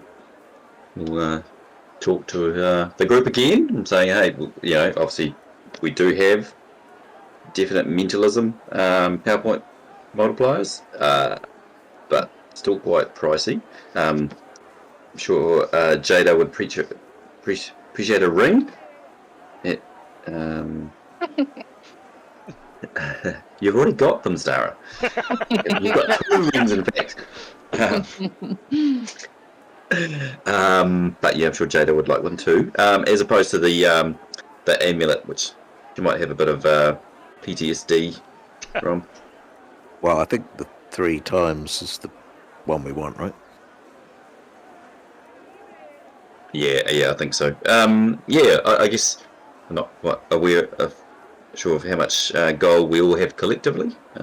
Well, that would clean us. I mean, we've got, if we were all, and this is a big if we were all willing to go in, this is before we've obviously figured out what wealth we've actually got. But in terms of excluding our ingots, but our total party wealth is just 1,052 gold pieces. Right. Okay. And we've got then another, probably another 20 GP on top of that and other coins. But so, and in terms of how that would be worn among the party, you're really taking all the money that Severin, Tenure and Grey have got. Grey is most of that money belongs to Grey. But mind you, I don't know what he's just spent on the axes. What was that? Quite a bit. What was it? I can't remember, but a fair amount, like 100 and something maybe gold pieces. It was it magical or non-magical? I think it was magical because it gives them a 15 plus bonus on attacks. With it. Yes. Yes, true. I thought it was non-magic. Maybe it's not magic. Because there are two distinctions. You can get an item, an object that's that's out of a higher quality material, and that can also give you a bonus, +5, +10, +20, +15, whatever. Yeah. Or you can get an item which is enchanted, magical, and that's the reason that it gives you the bonus. And the advantage of a magical item is there are some creatures, some animals, some things that you will fight that can only be affected by magical items. I'm pretty sure. Yeah, it probably wasn't magic. I don't think it was. So it was. So in that case, it was. We didn't haggle too much over the price, I don't think. So that was 100, which was. Yeah. Was. Jada, you also lost 45 gold from getting fixed. You may recall as well. I think I've marked that off in the most recent. Yeah, I yeah, think, we did. Yeah, I think I've marked it off in the most recent. Mm. Okay, I'm going off the recent.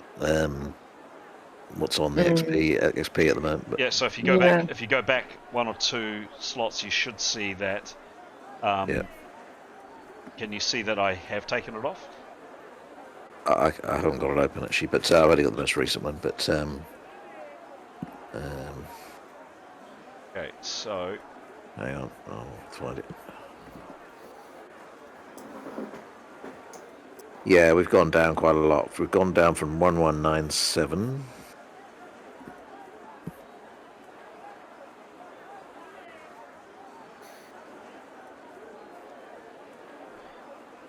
right, so To 1052. Yeah, it looks like you've taken something off that.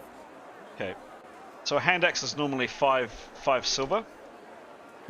Times 100 is 500 silver or 50 gold pieces for the hand axe. Mm. Yep. So if you wouldn't mind, I'll do that Graham, now. yeah, if you wouldn't mind, yes, please. Yeah, I'll do it now. Yep. So 50. Sorry, how much were they? How much more? 50 gold pieces. So he's now got 389 gold pieces. Yeah, okay. We could still afford it, but just just another tack though. Gray, you've got you picked up a magic weapon. I did. I don't think you which is bloody amazing, but you can't use it, right? No, I haven't attuned to it. But have you got any skill in it? I guess what I'm asking the question I don't is, think so. No, he doesn't. are you skill. intending to sort of do that, or could we look at a trade-in? Yeah, he doesn't have any skill in there yet. We could do a trade-in. Were you intending on wanting to give it a crack, or? I can't remember what was special about it. I need to go back and have a listen to what It's that was. Mace of Crushing. It's pretty good. It's got 25 plus 25 with an extra crit, and plus 5 on that extra crit. So that's for every hit you get double. So it's, two crits. So every crit you make, you get another crit, similar to. So it's bloody great, but obviously, it's how quickly you would. Yeah, it's going to take you obviously quite a long time to get proficient in that. But it's up to you. Anyway. The other option is we go back and see about these ingots, like how just touch base on if he's had any word yet, because we can get the ingots released back to us, that would obviously top us up a bit as well. That was a few days away, wasn't it, Chris? Sure. So today is today is, let's just find, there we go. Today is the 13th of Moons.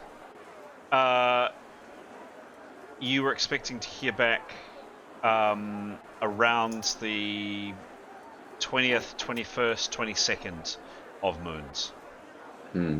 So still a little while away. A couple of days before the Festival of Cold Moons. Yeah. But I guess it's whether we want to risk this being sold in the next week or grab it now, but have we got enough? So hang on, are we a week away from getting our cash? Potentially. Yeah, because obviously we can get one of these made also, bespoke. Which according to the book is about 100 GP less than what we're being charged right now. It was just it's just the time. Yeah, well, I can ask him how long it would take to make one, because obviously the other door said about 2 to 3 weeks, but he wasn't necessarily a mentalism specialist. But then maybe it's just still crafting skills. I think we'd be better going to the finding the people who can actually make this, unless they happen to customize things here.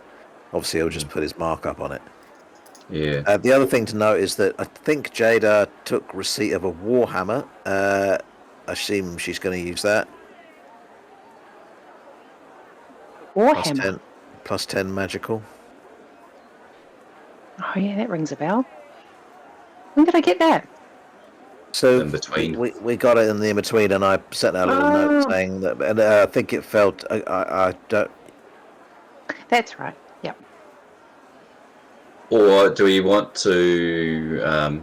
We've still got time. We could head off to the Enchanted Lotus either tomorrow. Well, we could do that today, couldn't we? I mean, yeah. It said it's a reasonable walk, but not knowing when the market's going to wrap up. Is it too late in the day? You're getting by the time you've come back, it would be dusk by the time you get there. Yeah, Find out. we're pushing it. And at least they do late night. Late night shopping. Yeah. Well, look, I don't think we're in a position to pay that. Well, unless that wipes us out essentially. So that'd be a big purchase when we don't know until we get our hands on the money. Yeah, I think so. Eskil, I think would you just go back to the storekeeper and just inquire about making one. What it would cost to make one. Oh, I'm sorry. I am a wholesaler. I don't deal with the construction of them. All right. Does Can he we know swap- anyone that can we- does? Can we swap something that we have instead of gold? Trade? We might be able to trade something in, yeah. That's why I was going back to that items list in case there was anything there that we're not going to use. I have a cursed skull. Does that sound inviting? Medallion of heavy metal. No, the cursed skull is long gone. Oh, I can cross that off? Okay. Yes. But I'd mark on that you've got that hammer. I've got that now. What about cool. medallion of heavy metal? Is that useful? Gone. Don't know. What is that? I don't know. Medallion of heavy metal. Isn't that you put right around someone's neck and it Yeah, weighs a if lot? I don't want it. I'm not You've gonna be using you've also got something we've never used that might be useful. I'm pretty sure you've got the Bell of Chiming, haven't you? that. Oh, not written on what I've got here. Shall I write it on now? Well, I'm pretty sure you've got it, yeah. Okay. Perhaps we think. Oh, think say of no, them- sorry, that's not you. Don't worry, I'm getting confused. It's the other Oh, party. okay. Cross it off. Heavy metal. I can't even remember what that was. Chris did explain it. Maybe it was in a separate session a few months back. What it was. I'd say it was plain. Don't think it. I think what this discussion has, I think, proven to me is we need to set up a tab in the document, which is like a record of party items, and people add stuff in and add the description in. Good idea. Oh, and party items, I've found it. It's magnetic. Anything you stick it to will cause it to be 100 times heavier for 10 rounds. That's cool. Yeah.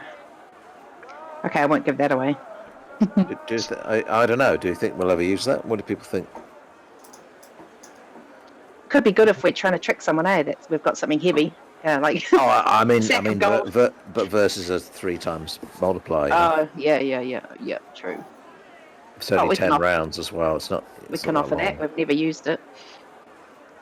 It's like that juicer machine we all buy. And then... Sits in the corner gathering dust. Absolutely. That's what I mean, yeah. Maybe he can pretend things weigh more and sell it for more and then take it off and it becomes light again. Well, I mean, Eskil can. Well, Jada's not even there, so we don't even have it on us. No, anyway. no, exactly. But it's something to think about. If there's any items that we're just carrying that we're carrying around not using, if we want to purchase something that we definitely will use, it might be worth a trade. I mean, I don't know. Does for instance, does Jada use a hammer? I don't know. Hopefully she does, right? But just stuff in case we've got that we just aren't likely to use. Yeah, it's worth a shot. Yeah. I mean, he might say no. So, guys, as an action from me, I will, on the bottom of the XP sheet, I'll add a little section in there for items and ask that everybody records their stuff that they've got, and that will be the we're talking about major items here. I mean, if it's stuff that you just normally buy in a marketplace, keep that on your own character sheet. But magic items or stuff that is of particular interest, if we all put your character's information and items in there, and if we can over 3 sessions, so it doesn't have to be done immediately, but over 3 sessions. But after that, if it ain't in there, you guys don't have it. How does that sound? Sounds good. But then it's all in one place because they have got. We've tried different methods of keeping track of such things before, but we'll put them all in one place. Everybody knows where they are. Everybody can see them, and go from there. Does that sound all right? Yeah. Sounds good. Cool. All right, I'll do that. Okay, super. So it's. Sorry, Askell, go for it. As I say, yeah, obviously next stage would probably be just thanking the storekeeper again. We don't have quite enough gold at this stage, but thank him for his time. Yeah, okay. I think he does say, and again, Askell, you're very lucky. He does say you mentioned something about a cutlass. And he takes out... I'm listening. Yeah. He takes out from behind the counter beautiful cutlass. It's got a pearl hilt and studded sheath with silver inlays on it. It's not grossly opulent, but it's certainly very nice. And he explains that this is a high steel, so this would be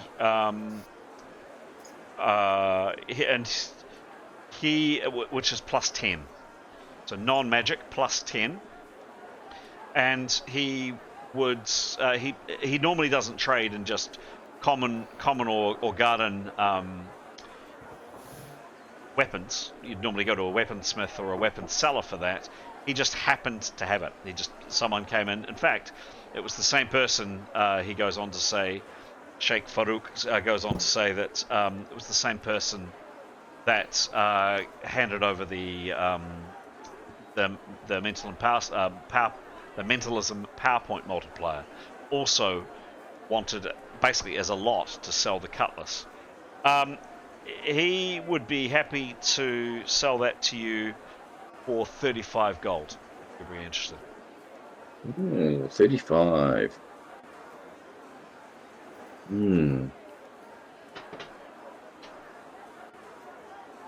One moment. Yeah, Eskill's. I'm not sure how much gold. I don't think he's got a lot of gold on it.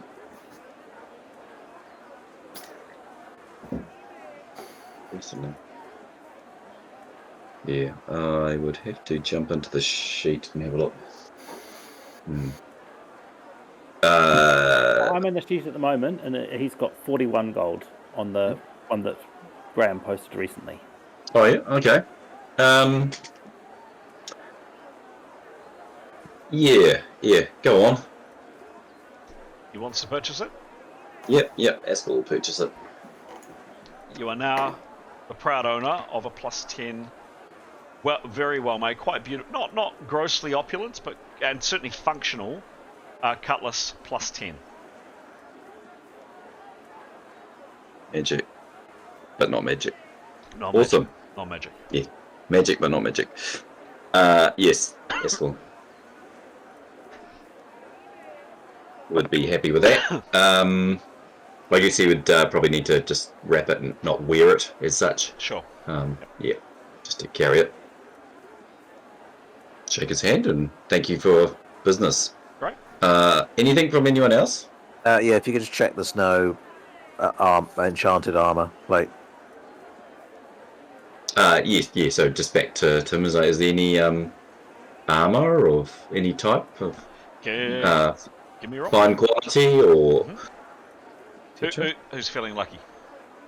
Oh, shall I roll since it's... Yeah. 78. 78. Sorry.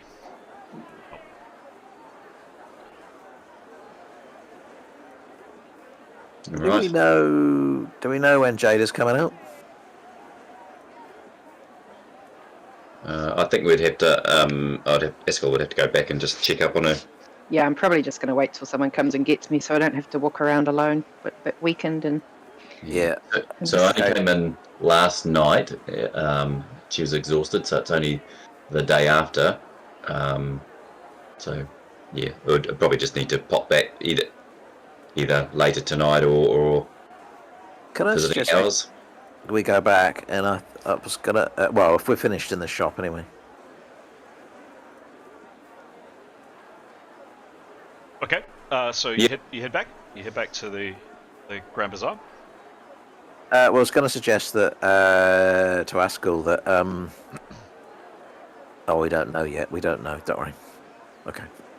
Well, we probably ought to go and see if we can how Jada is, right? Yeah, visiting hours. Visiting hours. Just a little bit, we haven't seen her, and she's still there, and we just. Maybe you should pop back in, Askell. Yeah, I was going to say probably don't all want to go. Perhaps me and maybe one infidel. Well, I think we'll do. Why don't we do the same as before? Because I think the presence of any infidel is not going to help, is it?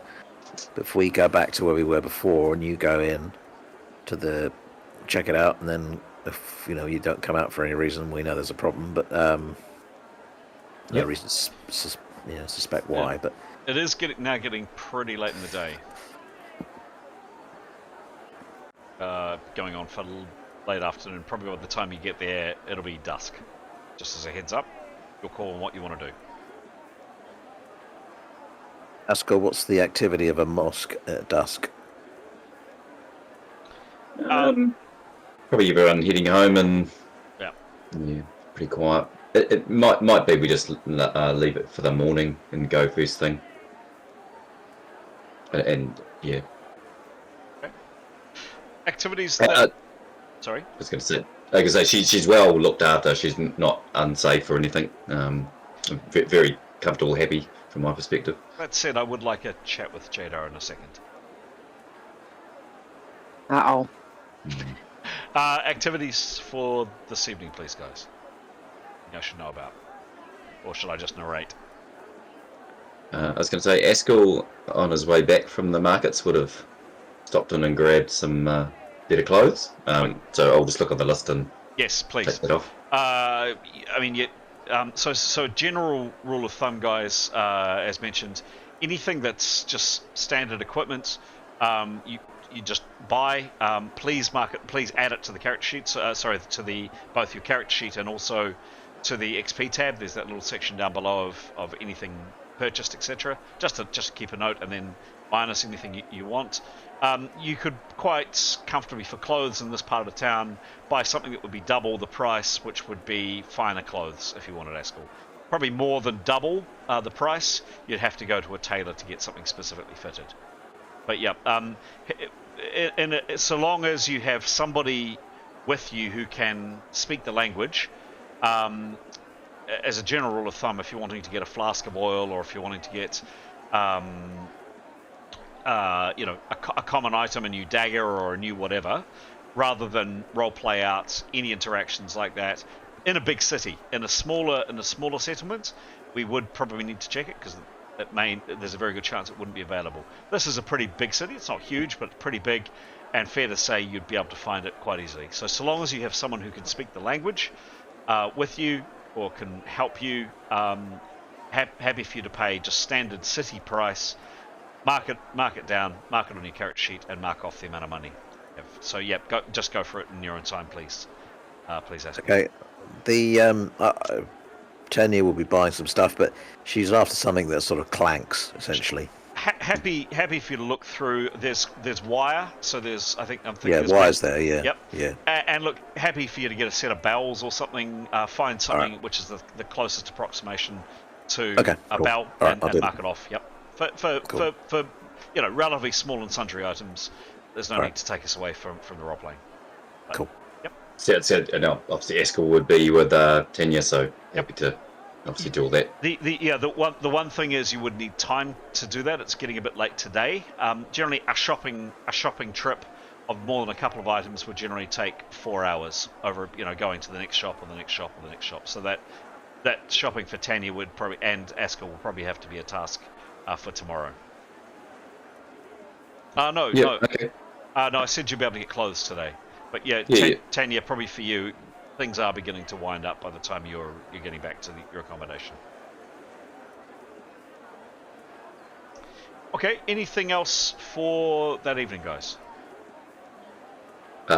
Just as a side thing, GM, I need to go in about 20 minutes. I've got to taking my son driving lessons. Okay, sure thing. We'll probably be playing on, just as a... Yep. Yep. Yeah, that's cool. Yep, sure thing. Okay. Nothing else I should be aware of, guys? Nope. Nope, okay. Brilliant, thank you. Sorry, what about intercepting this bloke? Yep. Is that tomorrow night? That is tomorrow night. Yep. However, on your way back that evening, you've come down and you've dined downstairs. You're all getting quite used to civilization, having a roof over your head, comfortable beds to sleep in, really, really good food to eat.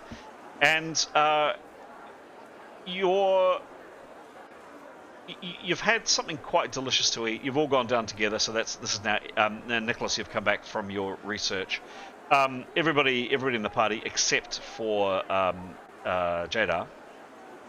And you're just about to head up to your rooms upstairs when Alim, the owner and proprietor of the Grand Bazaar Lodge, this man here, you all notice has kind of been, if you can see on the GM on screen, he's kind of doing this kind of nodding. He's over the far side and he's trying to capture your attention. What do you do?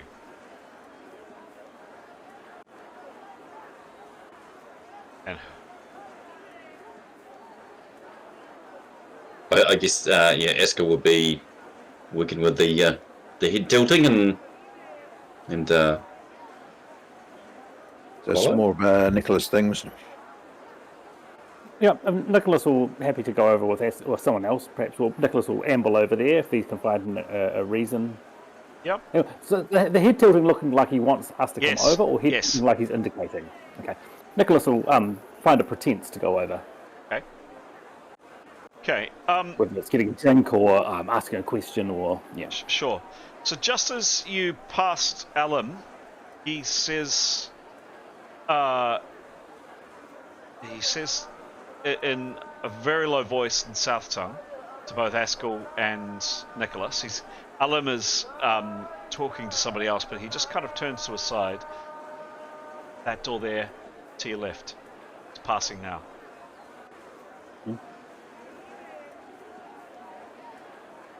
What do you do?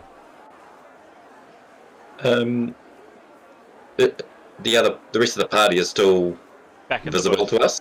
But yes. they can see us. Yes, Yeah. currently, yes. I think Asker would look to Nicholas and perhaps then look back to the party of like and also a head tilt and like we signal we're going this way if Nicholas is happy. Sorry, what did Elam say? The door to the left passing now. So, meaning that's happening right there. So Nicholas will just tilt his head so he can see to the left. Oh, beg my pardon. No, you'd have to go outside a door. Oh, okay. Cool, yep. Yeah, so sorry, as Eskel says, just indicate that we're going to follow the instructions. Okay. So, you open up the door, and it leads out onto this large courtyard that I've described, the courtyard in the centre of Grand Bazaar Lodge. And you just catch a glimpse. You'd have 10 seconds to do something, and if you wanted to do something. You see there is... there's this complex is quite large and quite sprawling, and there are definitely a number of different entranceways and sets of stairs going up to either different apartments or different parts of this accommodation. It's not a typical inn where you have the inn, the common room, the main door, and kind of that's it. There are definitely other parts to this complex. It's a huge area. It's really big, and you just catch a glimpse of 3 people. Now this is Askel and Nicholas. You see, firstly, this man, and he has one in front of him and one slightly to his right, 2 men. It's now reasonably dark outside, so you don't get a full glimpse of them, but 2 men that are dressed like this. And interestingly enough, they are armed.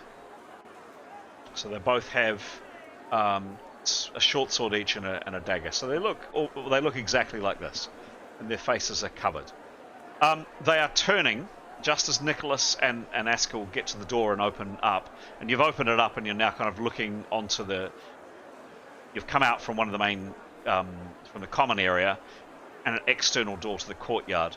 You've seen them go up a flight of stairs, and the first of these armed guys is opening up a door, and within 10 seconds,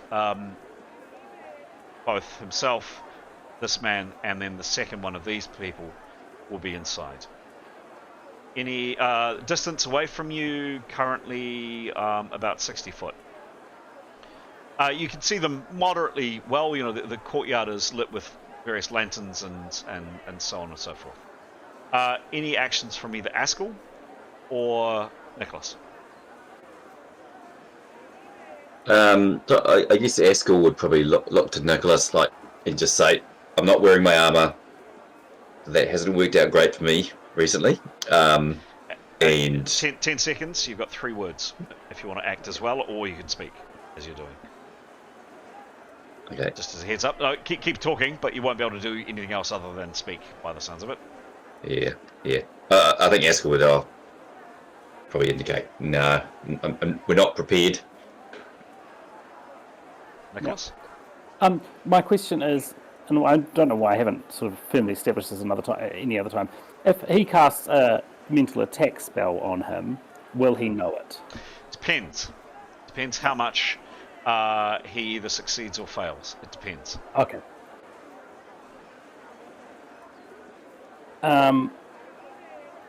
Cool. No, Nicholas will just simply cast Presence. Presence? Yep. Okay, so this is no prep. Give me a roll, please. 93. God, I wish I'd done the attack. Weren't to know. It's an instantaneous spell. It's an instantaneous spell anyway. Nice. Okay. Yeah. So what's just a sec.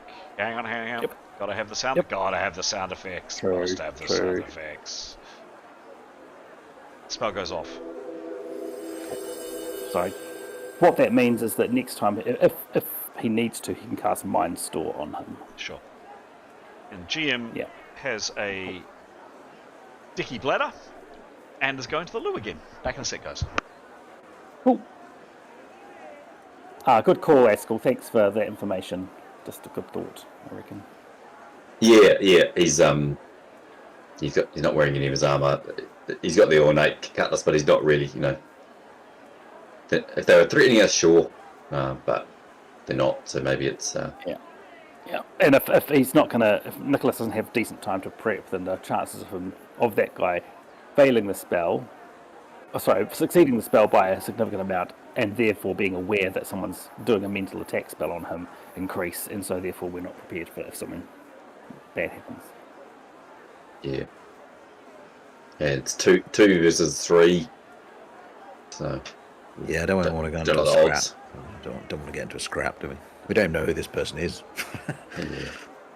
It might be if gone upstairs you could eavesdrop, fly spell, and listen up to the shutter or something, maybe. Or use a whistling. Whistling, yep. But whistling can only see, can't hear though, eh? I can't remember what. No, I think the description is sense. Okay. I believe we've gone with hearing before. I'm not sure. To ask Chris.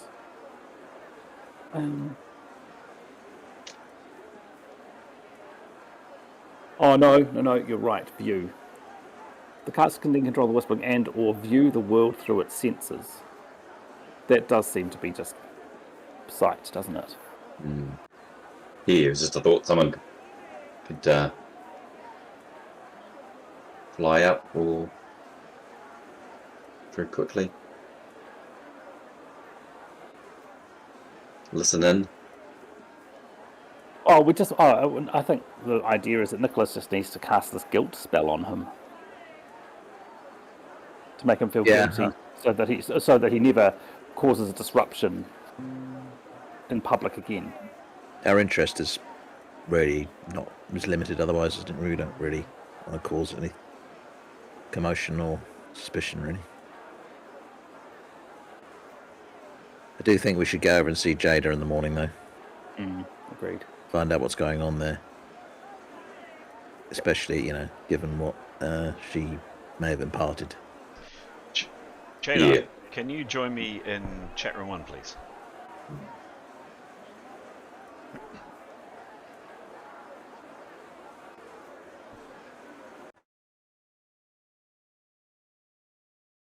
Hello. Hello. Oh, well, actually, hang on. I'm not going to change the sound effects over. Yeah, so you are resting up over the course of that day. You spoke earlier in the day with just a second. With the Molhi Omar. If you remember, he came in to see you. He was very shaky and weak, and then a little bit later in the morning, both Tomari Ali and Tomari Ibrahim came and spoke with you. And they had confirmed that the Molhi was very weak. Was happy to write you a letter of introduction to the Banisher of Ills, the Brennon, the Singing Sisters, this order of wealthy. Hello? I wasn't there for a second. Sorry, I couldn't hear you. Okay. Sorry. Okay. Where did you lose off? Right at the start. Sorry. Okay. I was trying desperately to get back. No problem. No worries. So you had firstly been speaking to the Mohi that morning. He was very, very tired, but you had that conversation with him, and then you were visited by both Tomari Ali and Tomari Ibrahim a little bit later in the day, who have said that the Molhi is exhausted, absolutely exhausted, but he's happy to write you a letter. He hasn't written it yet, but he's happy to write you a letter of introduction to the Singing Sisters, the Malbrethon, the Brennon, the Banisher of Ills, the healers. This order of healers, of female healers, that they're happy to make an introduction to because of Jada's interest in starting a hospital. And that's pretty much it for the remainder of the day. There are a couple of attendants that come in through the course of the day. Young men, shaved heads, white robes. They come in and they bring food and drink, and leave the room. They check in on you certainly every couple of hours to make sure you're okay. But other than that, she's left alone. Does she do or say or anything she does? She's just trying to have a rest, but she will maybe ask if the next person comes in if I can. How do I get this letter of introduction? And then mention that when my friends arrive, I'll be going. Sure. So one of the attendants, it's actually no, one of the Tomari, it would have been Tomari Ibrahim, the guy on screen, would have told you that if you come back to if you come back to the Ulea, the temple, in a few days' time to allow the Mohi to gain his strength, there'll be a letter waiting for you here. And that when you're feeling well enough, you're welcome, of course, to go as you see fit. Ah, wonderful. Your screen's not on. Oh, damn it! That's okay. It's not. The thing is that I can see it, and of course I forget. There it is. I forget that when I see it, you can see it. So yeah, the Mohi was this guy. Was Mohi, Omar, Tomari Ali, and Ibrahim. Yeah. Okay. So I just have to wait. Well, you don't have to do anything. You can do whatever you want. This is a role-playing game. Oh, okay. Well, maybe I'll go find him. Get my letter. Do you do that? Sure. Okay. Why not? What could possibly go wrong? You get out of your bed. You're shaky and weak. You're feeling better than you were when you first woke up, but you're definitely not feeling wonderful. You just kind of slowly walk your way to the door and open it up, and there's one of these attendants, young men dressed in robes, standing to one side of the door. Hello, mistress. May I be of some assistance? And I'll ask him if he can chaperone me to get my letter of introduction promised to me, providing they're feeling well enough and they're ready and they have it. Who is writing you this letter? It was Mulhi Omar, wasn't it, that wrote it? Or was it the other guy? No. Tomari.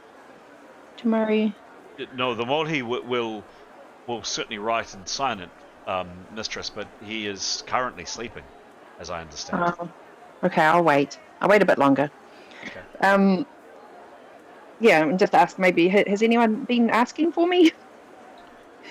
No, mistress. Are you feeling quite well? Is there anything? Not quite. And I'm getting quite nervous. Am I safe here? I'm waiting for my friends, but am I safe here? Of course, this is the house of the gods. Of course you're safe here. They smile upon us at all times. The three that are one always watch over us, mistress. Of course you know this. Okay, I might just ask if he knows where I find the M.E.R.P Singing Sisters. The Singing Sisters, yes, of course. They have a very beautiful temple not far from here. Okay. Not far, so easy to find. Oh yes, everybody knows and loves the M.E.R.P. Everybody knows them. And if you work for them, do they pay you? Well, they are a religious order. Jada would know this. They are a religious order, and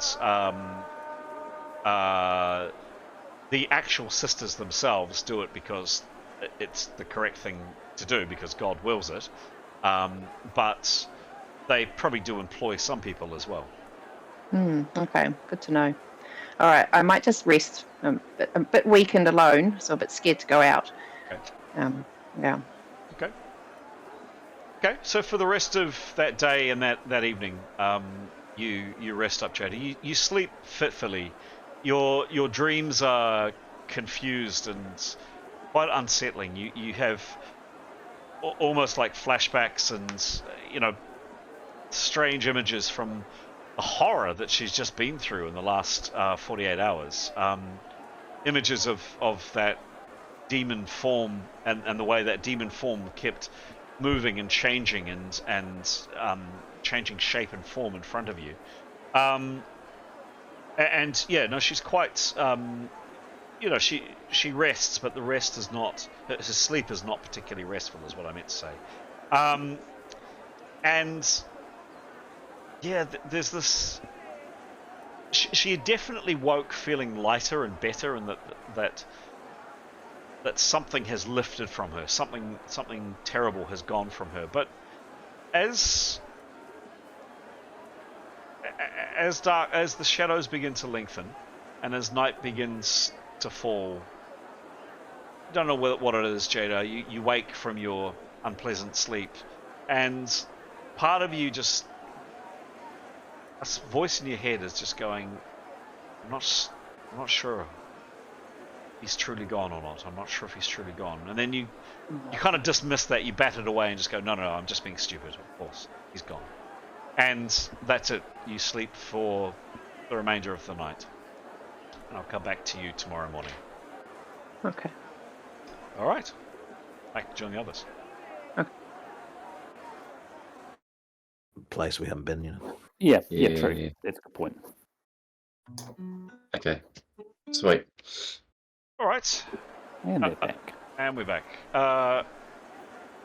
What do you do for the remainder of that evening? So, Askell and Nicholas, you've just seen this guy go inside. Nicholas, you've cast the spell. What do you do? So Askell Anthony needs to disappear, but so I'll sign off. Sure. But we're just talking about you've got my character sheet, hey Chris. Yes, but would someone like to play Askell in your absence? Is probably a better way of doing it. Yep. Do we have a take? Do we have a taker? Sarah could. Sarah? Yeah, I'll try. I hope you're still here next time, Anthony. Don't pull any middle levers. Oh my gosh. Yes. Hang on. GM is just going to move that off. There we go. You can see the screen, guys, just to check. Yeah. Cool.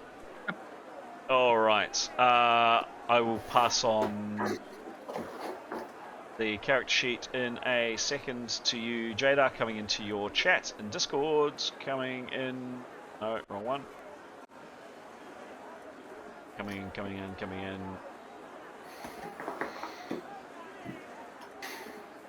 No, not yet. No, not yet. You're 6th level, aren't you? Yes, you are. There we go. 7. No. 6. No, Askell is. Yeah, Askell, yeah. Yes, level 6. Cool. Yeah. Cool. All right. Otherwise, I will see you guys Wednesday night. Nice one.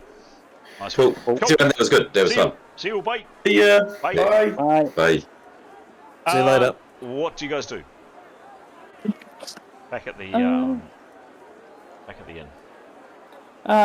Nicholas would like to. So, can he figure out if there's a window to that room that they've gone into? You don't think it's a room? It's kind of another part of the complex. Yeah. Right. No. Okay. No. He'll leave it. He'll go back in. Well, he'll suggest that he and Askell will go back in and join the others. Okay. And let the others know that they've seen the guy and describe him basically as close as they can. Okay. The remainder of that evening, you relax again, enjoy some couple of ales or some the local kind of firewater, whatever it is, and you have a restful and pleasant evening, and you wake the next day to the sound of not light rain, but very strong rain. It is absolutely bucketing down. Does this place do nothing else but rain, you think? What do you do the next morning? This is the morning of the 14th. Well, this is they've got the party this evening, right? Well, I'm calling it a party. Yeah, there's a function tonight. Yep. I mean, is it possible to sort of fast forward through the Emporium we haven't been to yet? Sure. Just if I don't need. I mean, unless you feel we want to play it out, just in terms of doing exactly what we did in the last one. Sure. Seeing if there are any power point multipliers there. Seeing what other items they have of interest. Finding out who could make a power point multiplier and how fast. Exactly the same scenario, unless Aiden or Pete feel otherwise. Nicholas would be interested in purchasing any rain protection if they have umbrellas or ponchos or something. He'd want something like that, and he'd go back to the library because he's got one more day of study on that book. Okay. Find the cost of a hood and cloak, Pete, or purchase a hood and cloak. So that would. Oh no, he's got one. So no. Actually, Pete, could you also inquire at the library about the best alchemists to use for? Oh yeah. Rather than going through traders for this stuff. Sure. Yep.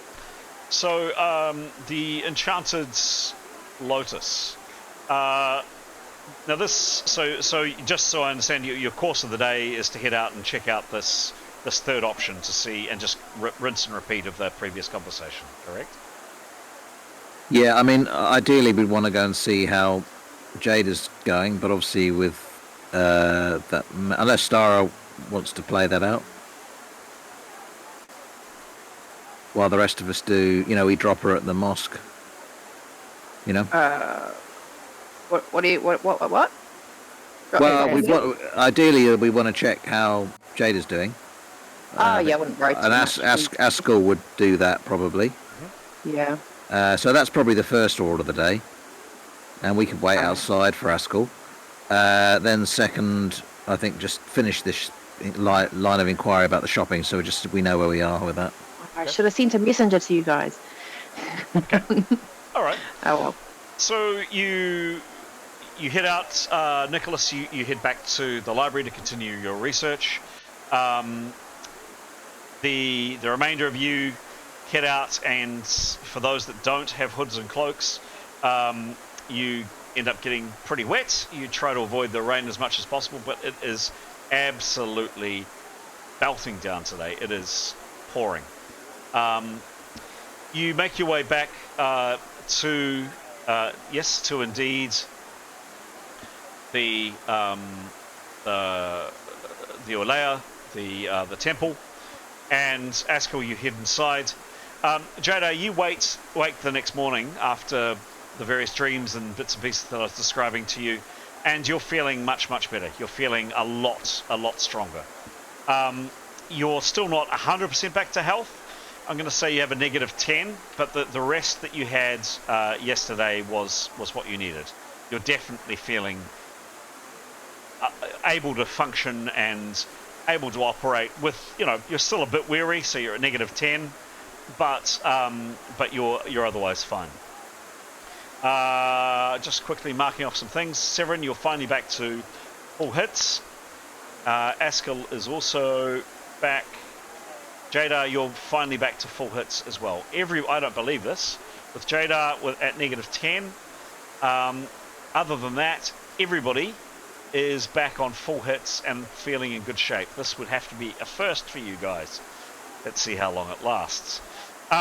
Astral, you go in, you make yourself known to the authorities at the Olea.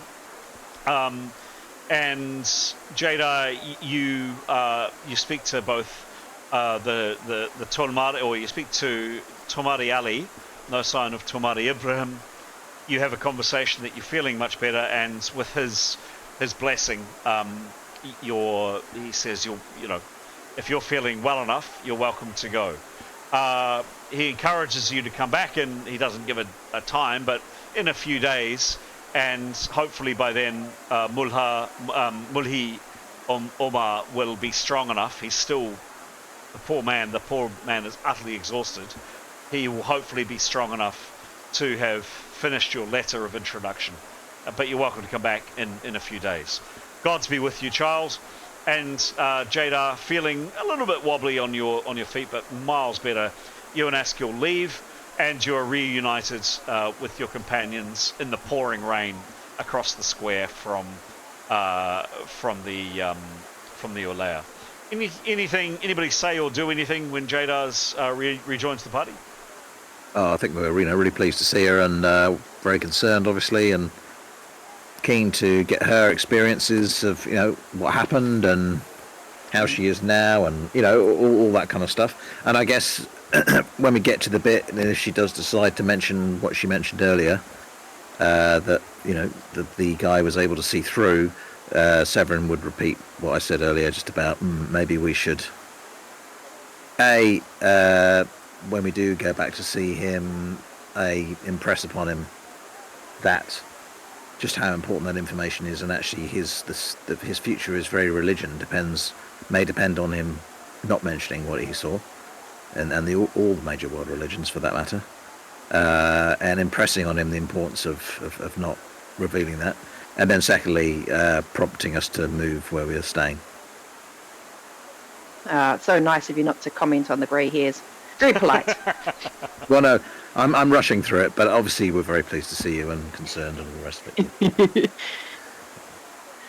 Anything Okay, else? Should we get out of the rain? Was it raining? I hadn't noticed. Anything else by anybody else? Nope. Okay. Your second stop, Jada, you feel well enough to go with your companions. You're a bit tired. You could also equally go back and rest. Do you have a preference of doing one or either? Yeah, I'm going to go back and rest. Yeah. Okay.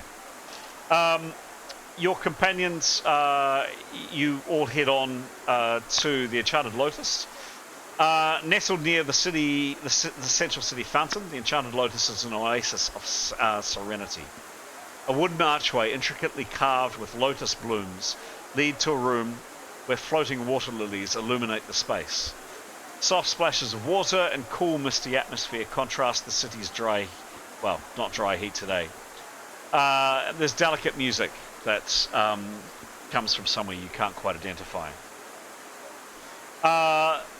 Lafen is a very beautiful and graceful woman. She appears to be of both Arabic and Asian or Eastern King's descent.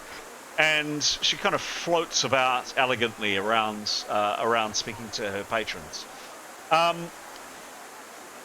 You have a conversation with her, and you discover that yes, indeed, she is herself a mentalist, and has a PowerPoint multiplier for sale. Who would like to roll a trading roll on Aspel's behalf, please, to check the price? Ooh, I'll do it. Give me a roll. Just negative 13. And this is a ×3 as well.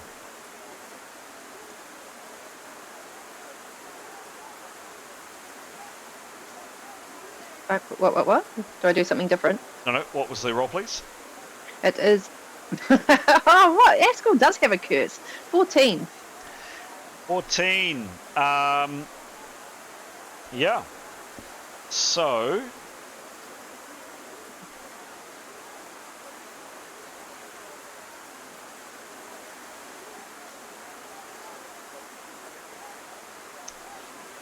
She would be absolutely delighted to sell this very beautiful, and it is quite a beautiful, another ring to you for 2,400 gold pieces. Good lord. Is this the one that increases power points? Yes. And what was the last offer we got? Wasn't it less? Considerably, about 900 here. Yeah, no wonder she'd be delighted if she sold it for that. Oh, we can't, can we? Damn.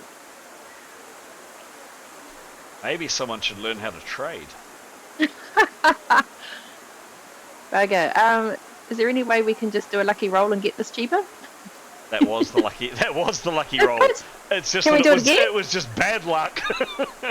Can we do it again? No. How many times can you bargain? That's it. Oh, okay. Maybe we try someone else. She does Damn, have. what Well, is wrong you with could send Gaskell's dice?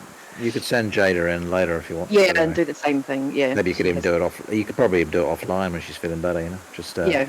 Good idea. She does have a lesser potent device, which is ×2. If you wanted to give me a try on that, Yeah. Sure. give me a roll. 73. 73. Okay.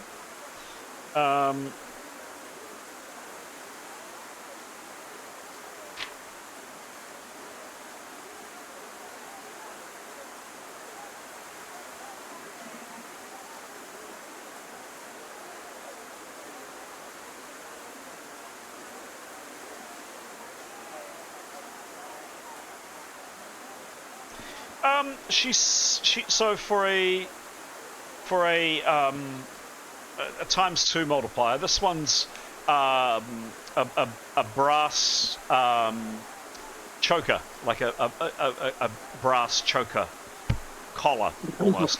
Quite nice, quite a nice piece. She would be happy to part with that for 480 gold. Another necklace? I have PBST, post-traumatic stress disorder. Chris, Yeah. question. Yeah. If you have two PowerPoint multiplier, no. Can't Okay. stack him. No. Okay. What are the chances of 2 demons in a necklace? It's very slim, isn't it? Yeah. The thing is, I think we probably ought to go for. It's so important. I think we Yeah, give we you a have to try it. ×3. I think. Yeah, let's get it. can't, and we need to get our money anyway. We can always Yeah. send Jada back in to renegotiate for these. We After. know there are items here, or possibly still will be here. So, but it's Yeah, good let's to know do that it. they're there. And are there any other items, Chris, just along the lines of the questioning before? So, just as a heads up, generally with and both this place and the previous one you went to, most people could inscribe a spell or something on a rune paper. So any spell you can think of, there'll be obviously a fee for it. So those would be one of the more common items that they would be selling. In terms of another item, someone just give me a random roll, please.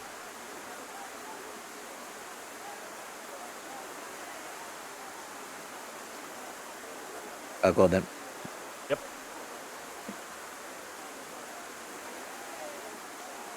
21. 21. Sure. The Astral curse. Well, I think it was quite. Oh no, maybe not. Yeah.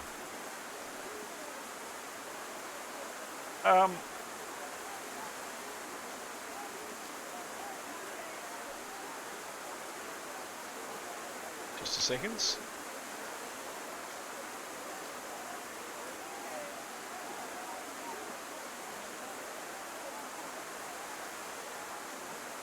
Just coming, guys.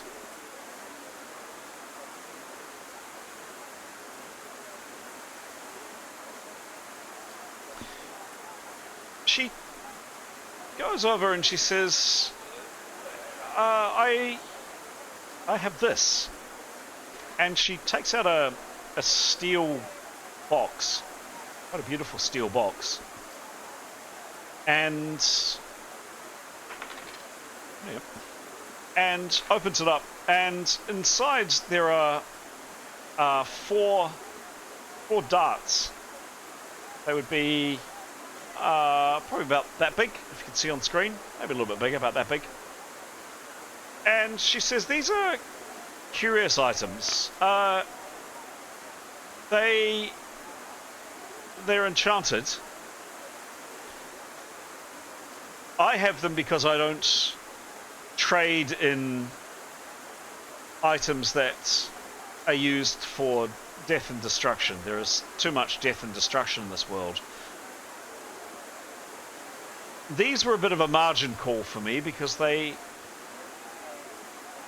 could, I guess, be used for nefarious purposes. But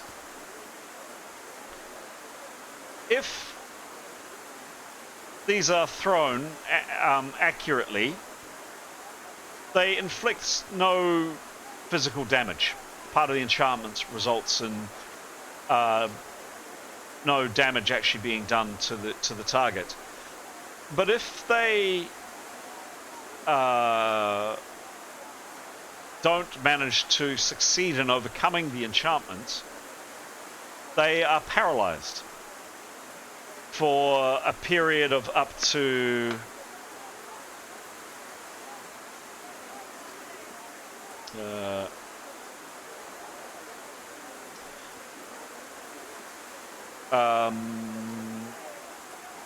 just a second. Yeah, a period of between 10 seconds to 100 seconds. Depends how long.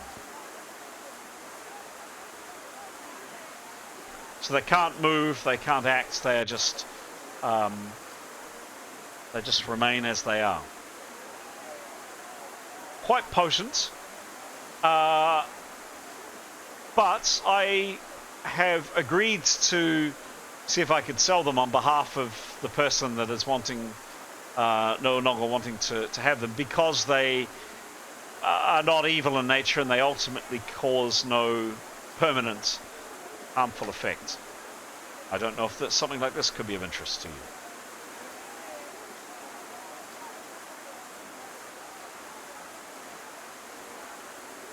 What do we all reckon? How much are they?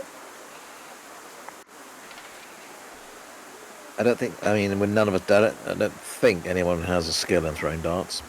Dart throwing skill. So it's probably not, right? Only is really as good as the person who throws them. What's the skill called? Just throwing.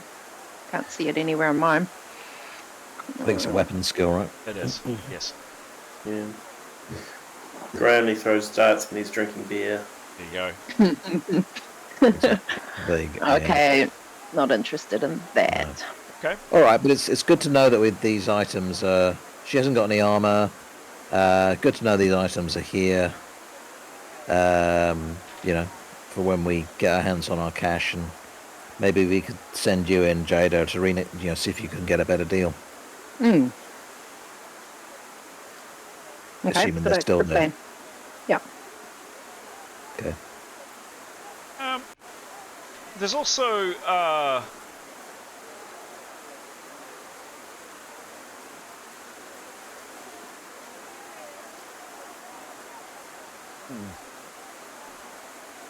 sick.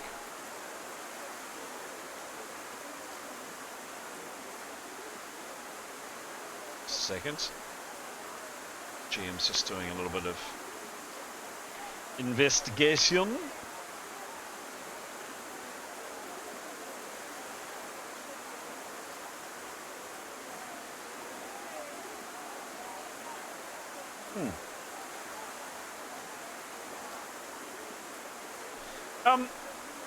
There's this, she says as well, and she opens up quite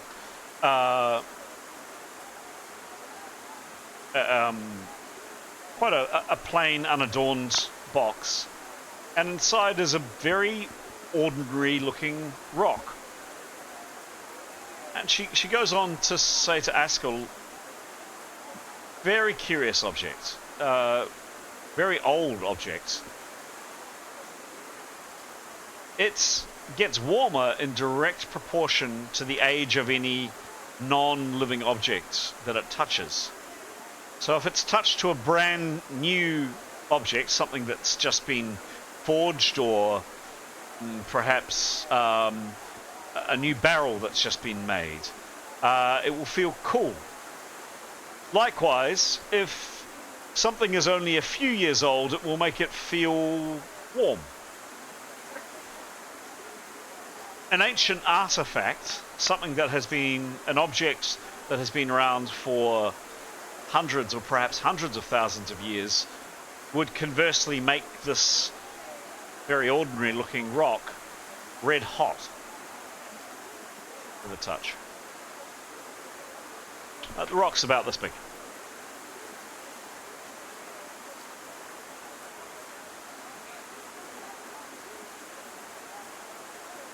And how much is that? How much is that? Do we all want that? Probably not, but Is that, it's good to would know. that be useful? Could be useful. Well, it could be. I mean, we're looking for these ancient weapons, aren't we? We've got, Then we can well, quickly either find we out. are or the Tiro party are. Could you give me a trading roll to see what's your final price that you negotiate? Sure, 69. 9 minus 13.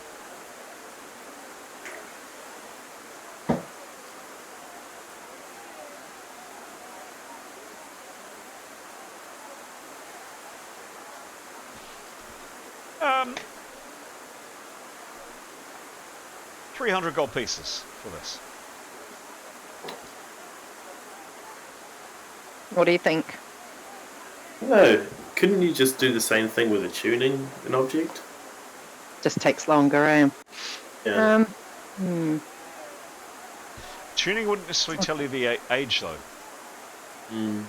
I've got some. I've got some spells that can tell things. What is it called? Delving. But I'll just see if it sort of can see their age. It can do purpose. If it has power, the origin. If there's a curse, the origin of the power. No age. When, where, and how the examines. Okay. But when I go up a level, I'll be able to sort of see more. So do we bother? I mean, I don't think we. Well, I think our priority is a PowerPoint multiplier, isn't it? But it's good to know what's there. That's All right, and we've got that. Well, by just the choker chain, which makes me so nervous. Well, there's the ring. There's the ring. Don't forget, there's the ring in the other place. So, yeah. Yeah. So you maybe Jada could go back and. Bargain. We need some money first, I think. But okay. Well, anybody got anything else they want to do? There's one last item. She has. She brings over a small, very very plain wooden box. It's very small. It's only 4 inches wide, 6 inches long, and 3 inches high. And she opens it up.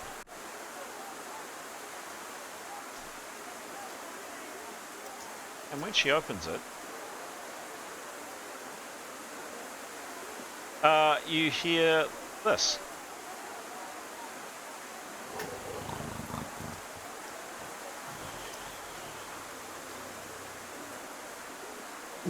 Someone snoring.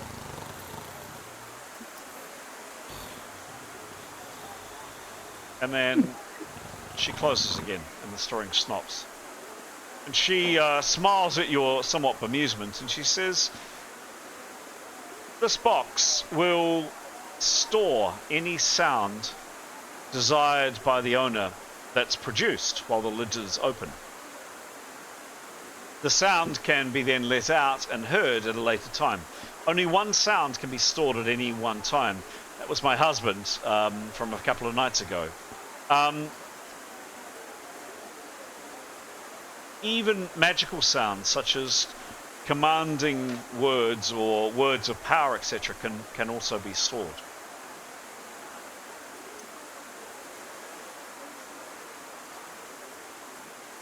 Ooh. Does that mean an instantaneous spell? No, there are spells called commanding words or words of power.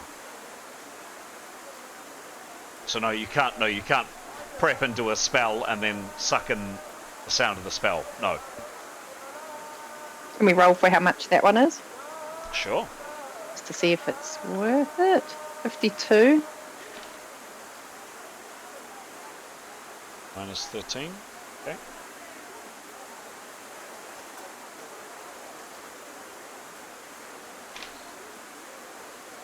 It's 600. Oh, it's quite a lot. Might leave that one. What do you reckon? Yeah, certainly for the Yeah. moment. Yeah. No, I just hope it's not like in real life where you go back to get the next day and the price doubles. Well, Don't depends on the role, I and guess. then you feel sad for the rest of your trip. If you see it, buy it is the mantra. Yep. We ain't got enough money. Yeah, we don't, do we? Well, we do just. I mean, we could. I mean, but you know, We can get more money and come back and get these things somehow, I'm sure. it'd be good to know how much money we've got before we start throwing it around. Buying snore makers. Yeah. So, what next? What next? I mean, the thing we've got to do is to go and see the Monman. Yeah. So we could arrange that possibly today to go to the Painted House, find a representative, and request an audience with the name of the person who Pete has stored in his brain. No, in my book. Just see it out. Yeah, why don't we do that? And one group goes to the Mon Men, and I'll go back to see the Mohi to get this letter of introduction I need at the same time, but we could make a plan for that. Just to note, Jada, you were told to come back in a few days, by the way. But just so you know. Yeah. Oh, when do you guys want to see the Mon Men? Like, next time? Well, that's when we can get an audience, I think. So we have the name of the Chamberlain, I believe. Should we go talk to them? So, and I think it might be good for Astral to at least make an introduction. I mean, they may well speak a language that someone more charming can take over, but it'd be good for initial introduction, I think. Good idea. Have we ever had jobs? Can we go and get work, or do we just find money in gold places? We ever done that? We do. We have take adventuring jobs on from time to time. I guess that my only thought there is that we're here to do what usually happens when we do that. Is we sort of acquire a level of infamy, and our heads tend to go very firmly above the parapet as a consequence. This might be, we've done that every major city in this region. I'm wondering whether this might be a good one to sort of learn our lessons. But anyway, we'll see. All right.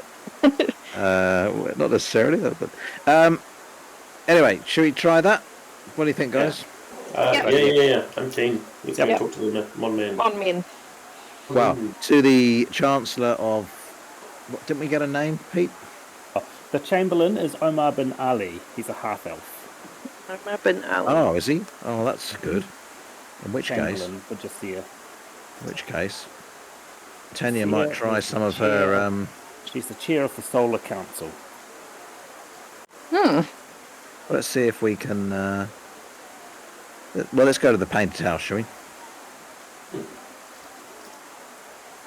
Yep. Okay.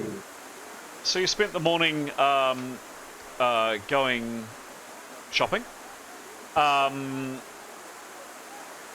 That you then head back and you say hi to Jada again. And what do you do then? Have we a location for the Painted House? Yes, you ask around. It's found in the Noble District. A number of people look quite surprised that you've asked about it, but yes, yeah. Who are you asking? I guess. Well, I don't know. I'm sorry. I was asking you whether we knew where it was when we'd seen it in our walking around the city. You hadn't been told it. No. Okay. Or maybe... Well, Nicholas was going to ask some questions at the library anyway. Just about... About alchemists. But he was planning to be at the library the whole day because that's what he needs to copy the spell. All right. So, I reckon just ask Alan. Yeah. Ask Alan. Al. Al, mate. We're thinking of doing some sightseeing this afternoon. What sites of the city would you recommend we visit? Goodness. Well, the harbour's very nice. I mean, the weather is a tad inclement today. It is a bit. But if you are sightseeing, Alam says, and just to remind you, this is Alam, you are definitely going to be here at the Six Bells tonight, aren't you? Oh, for sure. Good. I really can't have a repeat of last time. I really can't. No, we'll be here in plenty of time. Thank you. No, it's just. I mean, we're going to be here a few days. We'd just like to see some of the sites. It wouldn't necessarily see them this afternoon, but just places of interest. My friend's quite interested in architecture and so forth. So while we're here, we thought we'd take and see some of the wonderful city. Oh well, the tower of Arcane Currents is quite beautiful. Oh really? It's a sleek obelisk structure that gleams in the sun. Ah. Wow. Well, we'll check that out. And there are all manner of beautiful palaces. The Olea, the Grand Olea, is quite stunning. There's even some of the infidels' temples and places of worship. They're quite beautiful. There's a Roldenic church not far from the Grand Olea. That's quite stunning. And a variety of palaces and noble houses around town. If you head to... Just a second. Yes. If you make your way... Whoops. And we'll shrink that down and move that over here. Yeah, if you make your way to the... I mean, we're in the market district now. The noble districts, some amazing sights there. The religious district is quite stunning, and the land quarter. There are a number of that's where some of the other temples and holy places are as well.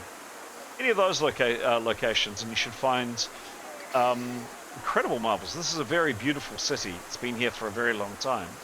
I just wonder, though, and he looks outside at the bucketing rain coming down. Yeah, maybe not today. Maybe not today. No. Yes. No.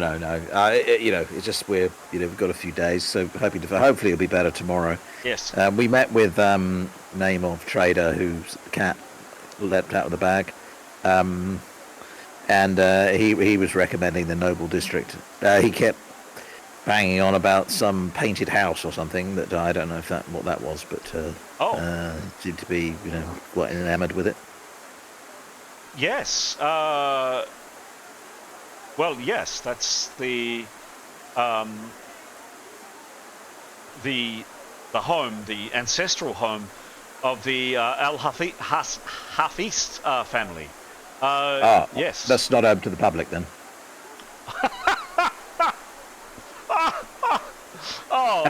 No, it's no. Maybe not that one. But where is that though? That's the noble district, is it? Yes, it is. Okay. And he gives you reasonably clear directions of where to find it. A beautiful, beautiful palace. Most powerful woman in the city lives there. The current ruler of the Al Hafiz family. Oh, very impressive. So Severin will feign interest in some of the other places and get directions to them, just to cover his tracks. Okay, sure. Cool. Well, how long till Six Bells? You'll be back about 4 hours. about 4 hours away. So we could get to the Noble District in, what, an hour or something? Or Yeah, 20 minutes or so. Yep. 20 minutes. 20 Well, minutes, should we half go and an do hour. that anyway? Yeah. Let's go see some nice houses. Are you all right with that, Nicholas, or did you want to sort of prepare yourself here? Oh, Nicholas isn't there. He's still at the Oh, you're not library. there anyway. Right, that's true. So you'll be coming back at some point anyway, if we Yeah. miss it. Yeah. All right, well, we'll aim to be back at 5 bells, and then we'll head off in the rain. And, yeah, just go and check the place out. Okay. So, getting absolutely drenched, you make your way to through the swampy city to a building that looks like this. Lovely. It's huge, absolutely massive. Around a colossal courtyard, and you can see why it's called the Painted House. The tile work that's covering that building is just incredible, quite beautiful.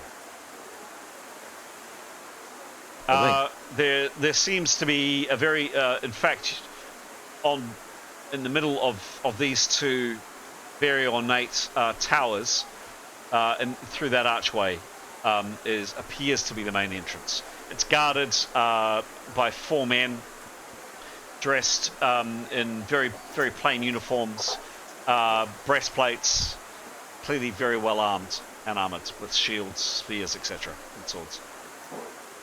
So, guys, just thinking about this, I was wondering whether this chap is an elf. Tanya is a member of a family in the trading classes, knows the lingo.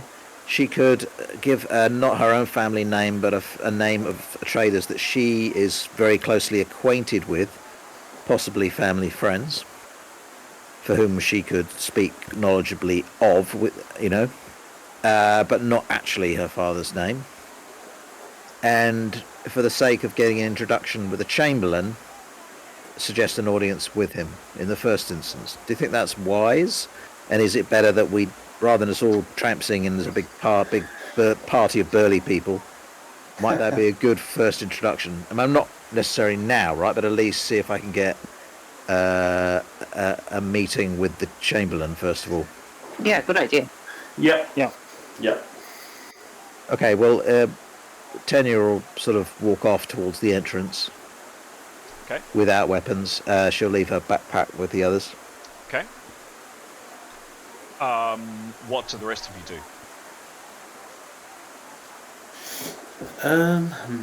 Is it what else is around here? Is there much else?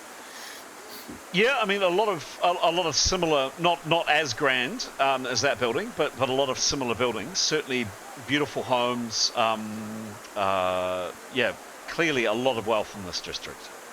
Is there like a lot of people out on the streets, or are we looking it's at weird pouring. skulking out? Yeah, it's pouring with rain.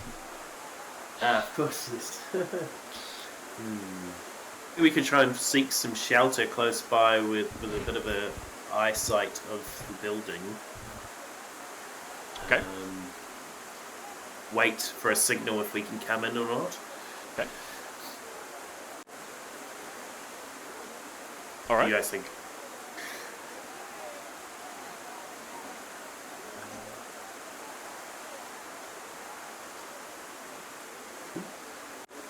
Oh. All right. The remainder of the party finds somewhere under a tree nearby. I mean, you're still getting dripped on. I mean, you're not standing there kind of peering, but you've got a reasonable field of view as Tanya squelches and slops her way through the pouring rain up to this covered set of alcoves or arches that you can see there. The 4 guards, by the way, are inside one of the arches, or the arch leading to the doors, and they're dry. Yeah, Tanya, what do you do? So, yeah, she'll announce herself using a pseudonym. Okay. And say, What language?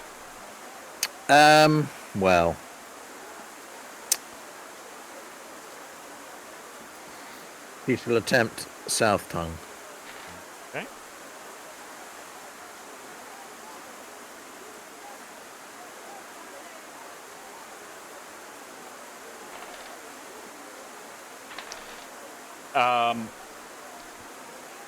People just... Oh, there's 4 of them. Okay.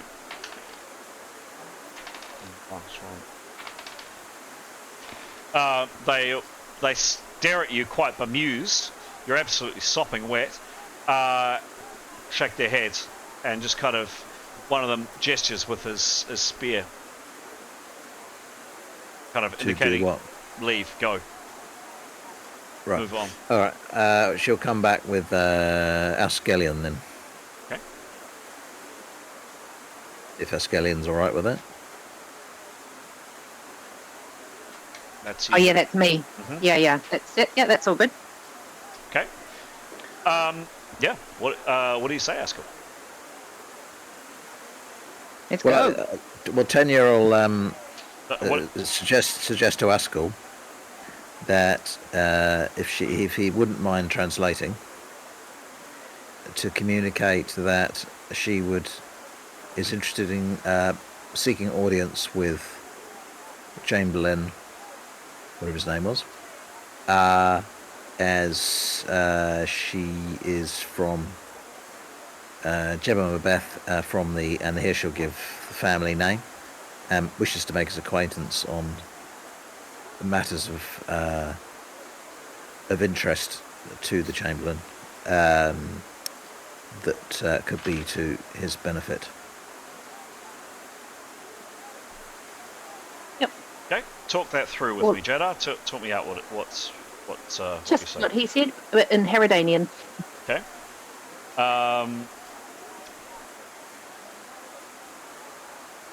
Okay.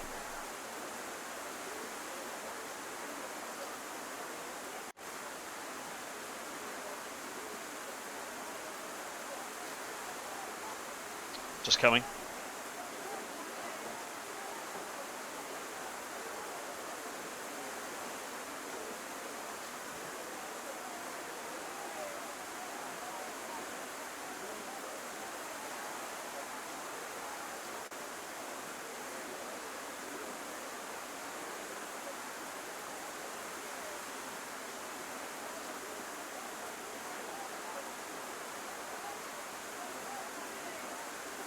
Coming.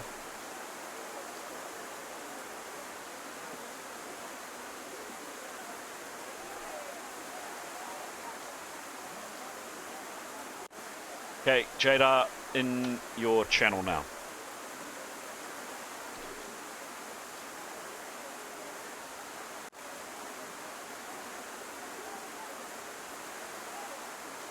And he's pretty firm about it too, Jada.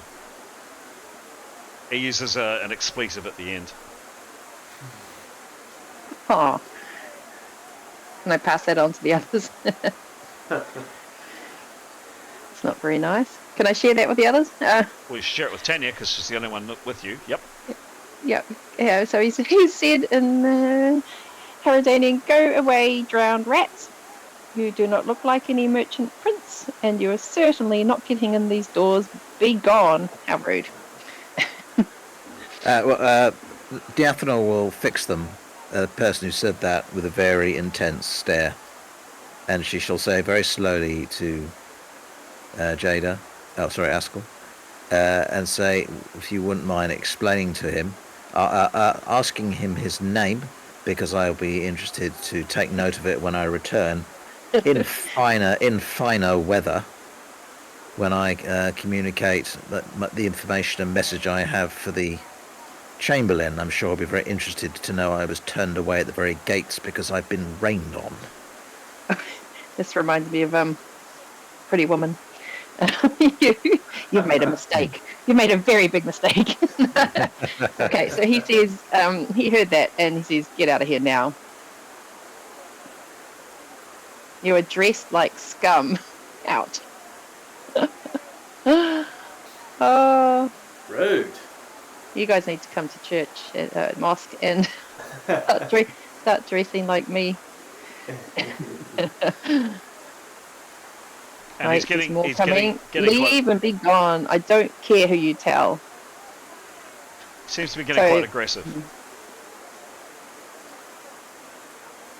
I'll just say, Shields just say, I'll be back with Maybe. finer clothes, and turns on her heel and walks away. I want to speak to your manager. My name's Karen, and I want to speak to your manager. Oh well, we tried. All right, we know where it is, and she'll put her best clothes on next time. Yeah. Okay. Now what? Would you show up to Dronald's helps? No. Move on. What do you do?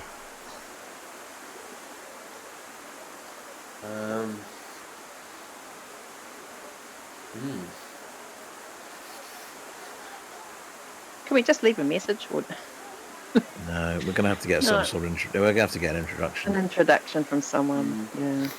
Do we just want to go back and prepare for that party tonight? I guess so. Yeah. Yeah. Okay. Yeah.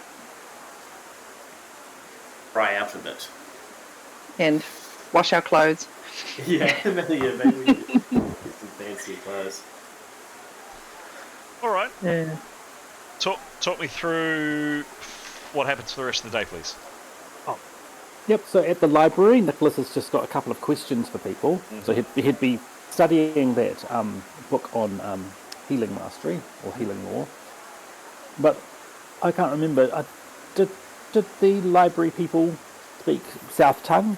Yes, they spoke South Tongue because you were without Astral, and you were without. Oh no, you used the earbuds. Yeah, I couldn't remember. No. So, okay, he would ask around at the library if any of the staff speak South Tongue. Nope. Or Orthobronic. No joy. Okay.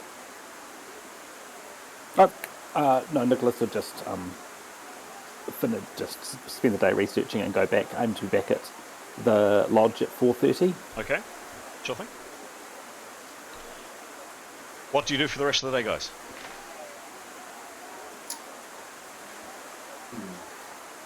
If anything, talk me through it.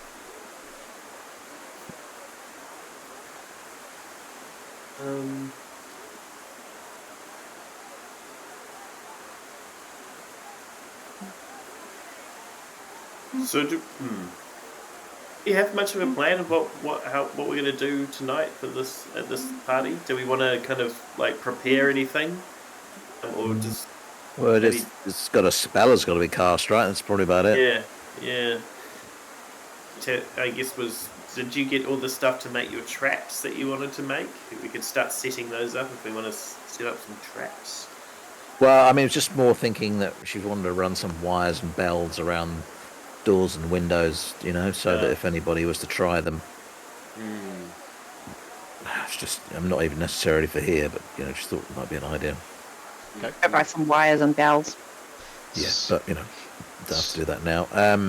So, yeah, anything crushingly urgent that you're doing this afternoon that I should know about?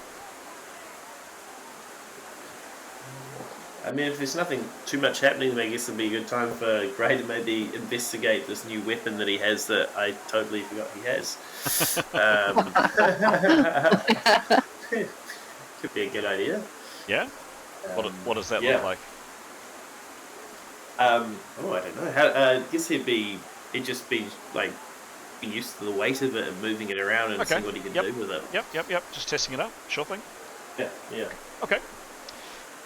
Well, I'm not hearing lots else, so we'll move on to this evening. And what I'll do is a couple of things. Turn down the rain a smidge, because the rain is quite loud, isn't it? Sift it down a smidge. Still absolutely bucketing down outside. And the hubbub, the sounds of the Grand Bazaar Lodge and people enjoying themselves have begun by the time you come down. So the the room is not full, and I'll come to the room in a second. Just one sec.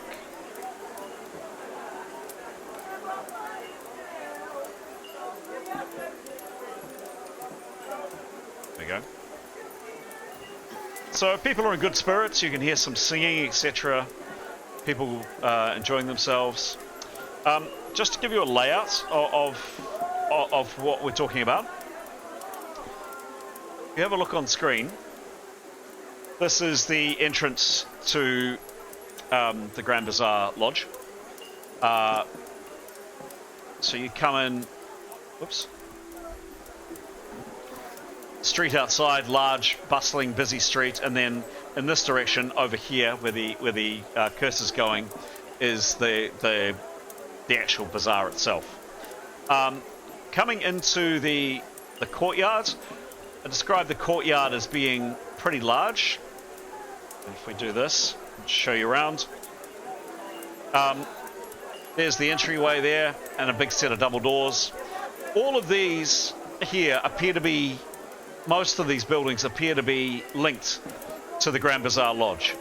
So they're either separate apartments, and indeed the gentleman that you saw, Nicholas and Astral, was coming in and out of one of these. In fact, here you saw him come out and enter into this building.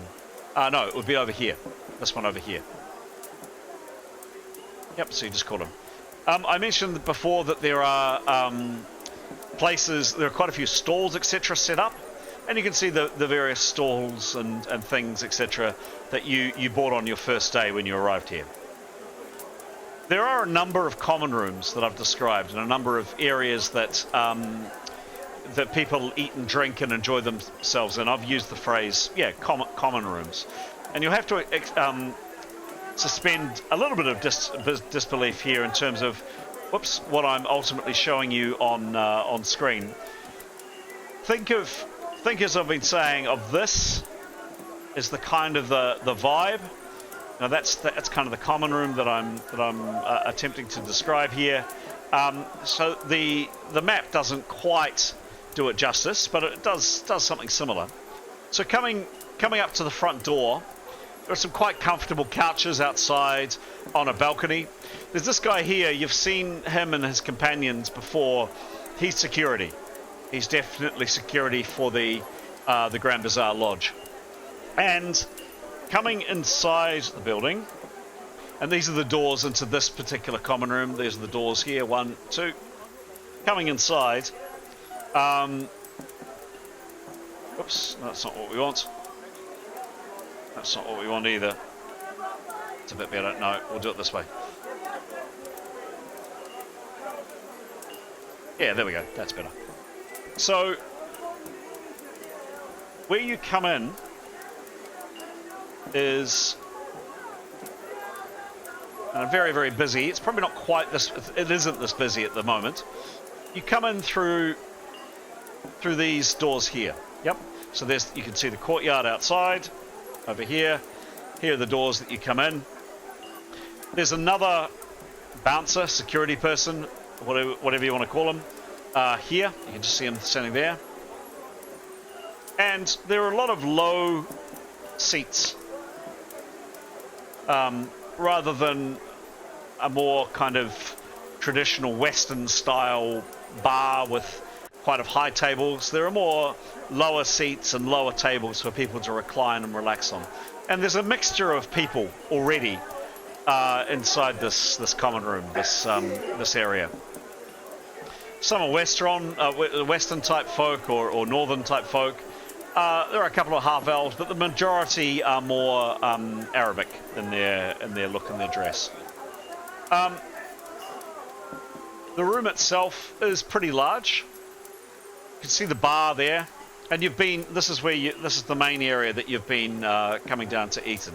So the bar's there. The kitchen, you can see through here, is out the back, and there's the smell of delicious food being prepared, etc. at the back. A very, very busy kitchen. Over here is a stage, a very, very large stage, and on it currently are your characters, and I'll come to why your characters are there in a second. There's a door through here. And then there's the stage itself.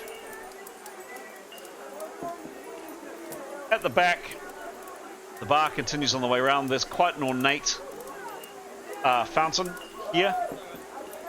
And then there are doors to restrooms here. Over here are a set of stairs that go up to what you presume is more accommodation. Your own accommodation is out. You have to come out of this room, round the corner a bit, and then upstairs. So you can't directly access this room from your own rooms. There's a fire. It's currently it's not burning particularly brightly because it is quite warm, but you can hear a little bit of noise in there. And yeah, that's the common room. So the performance, not surprisingly, is going to take place. Alam has instructed you on the stage.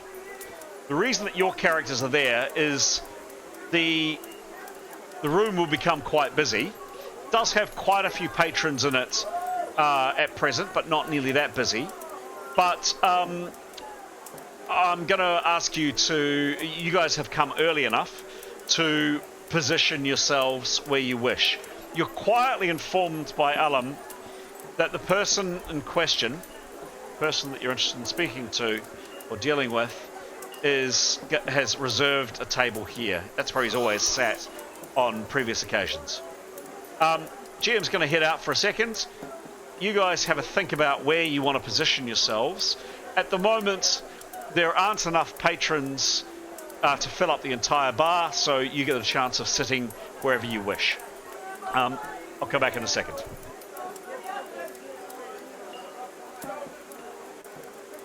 I reckon we split up. Oh, yeah? Yep. I reckon Nicholas puts himself where he can cast a spell without attracting attention, but within range. Possibly with the other half, with one half of the party.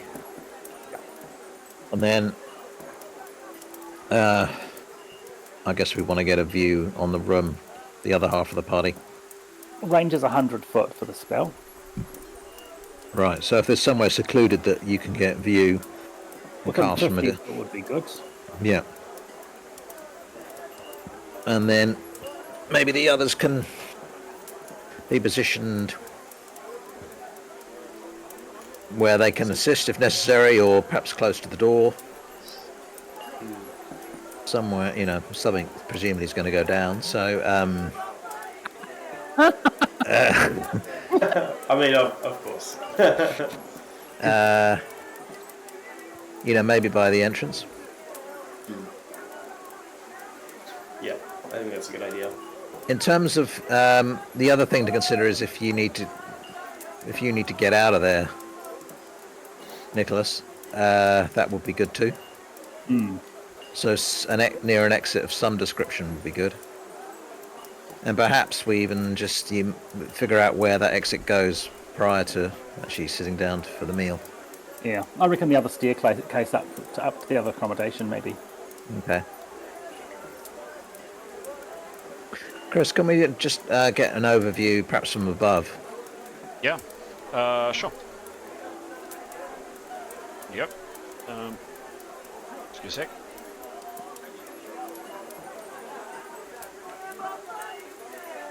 That's high. Whoops.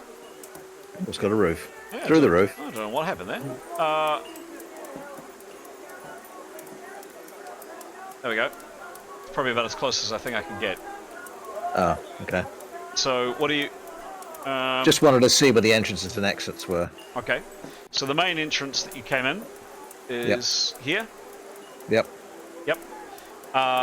There's a staircase upstairs to, you presume, more accommodation. Yep. The bar is here. Kitchen is out the back. I mean, admittedly, you haven't been out the back of the kitchen, but yep.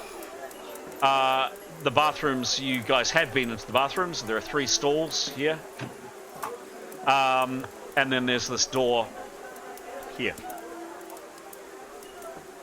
Okay. And where is our accommodation? Yep. Your accommodation is here. Okay. So I guess we're probably going to split into two. Nicholas and maybe two others somewhere close to the where Nicholas is able to cast a spell without being too obvious if he needs to be, where he's in clear sight within 50 foot of his target, and the others perhaps closer to the other entrance, but where they can still see Nicholas and the other half of the group and their intended target, but get a different view on the room. Does that make sense? Sure. Tell me. Okay.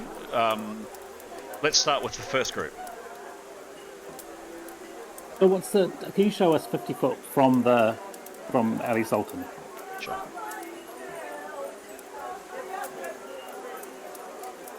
That is 39. That's 40. It's about 40 foot. That's about 95 foot. Hang on a sec. Hang on. Let's see if I can do it from... Yeah, there we go. That's better. Actually, I was able to get closer. That's good. I think that's him there. Oh, damn it. Is it going to let me? No, it's not. Not from this view. No, unfortunately not. Maybe from here.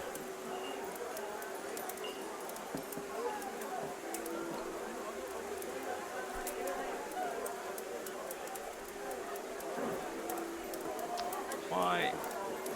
There we go. Yep. So that's 60 foot.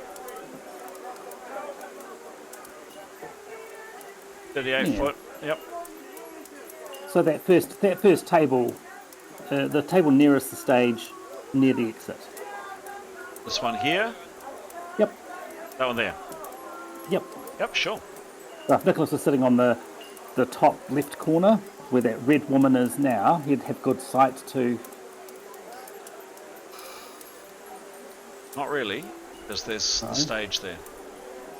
It's quite tall. Okay. Well, you can see it there. And don't forget, the characters are, the counters are standing up, but people are sitting down. So no, it'd be hard for Nicholas to see him. If Nicholas was to be standing, Yeah. in that alley, in that aisle, Yes. and he could cast a spell, and then his last 20% he'd just go and sit back down at his table, sort of thing. Yeah. That would work. Yeah. Yep.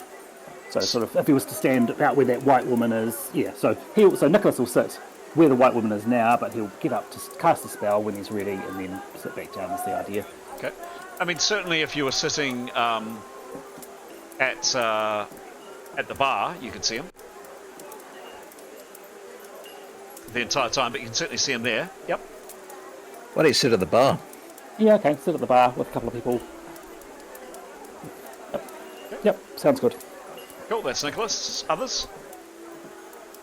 Well, I think probably two of us with Nicholas, but then off to as we're looking at the screen to the right, is there somewhere where we could see Nicholas and see the target? Sorry, the other right. I don't. Yeah, by this, not far from the stairs that go up. Is there a table there? This table here. We see Nicholas from there? Yeah. Cool. Yeah, no, that'd be good. You happy with that? Yeah, that works. So that's the next table over from your target. Yep. This guy's got armed guards, right? You saw him with... Yep. Yeah, he does. Yeah, he's got. No, I think we'd like to take our better-looking pack that we have. If we have to wrap it in something, fine. And have our weapons in it. So Just put it on. The conclusion we came to was shorter weapons would be unobtrusive. You could fit a hand axe, you could fit a short sword into a pack, a longer weapon is going to protrude out and be quite obvious. Yeah, I was just wondering if we could wrap it in something. Like a rug or something. All Or, yeah, something, just so we can put it under the table. What? I don't know what you're talking about. Sword. What kind of sword? Broadsword. Broadsword. I mean, it's pretty obvious that there's a big, long, pointy thing out of the pack, but yeah, I mean, we're talking about a backpack that's kind of, yay big, and a sword. Can't show you on screen, I'm afraid, which is, double that, so looks pretty odd. There's clearly, clearly something sticking out of the pack. Yeah. Nonetheless, would like to try and, while looking around the rooms and stuff, anything like wrapping them in a throw or something. So, yeah, we'd just like to have that under the table. And then Tanya obviously can fit a short sword in there, so that's fine. And have those under the table should we need them. Okay. And which table, where are you going? Talk me through it. How do you want to split?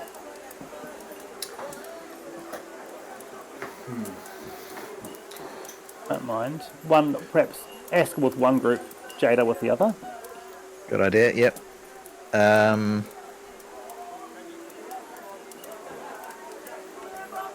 What about if you, Nicholas, had Astral with you and, say, Grey or something like that? Or Severin, or no, Astral. Let's have the two.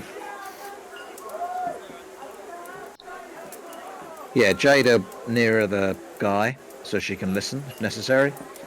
With I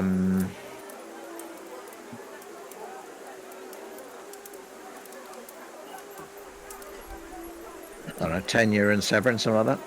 How about that? And then Grey and Astral with Nicholas, something like that. Yep. Yeah. Sounds good. And obviously we're dressed for dinner. Try and put a shirt on Grey.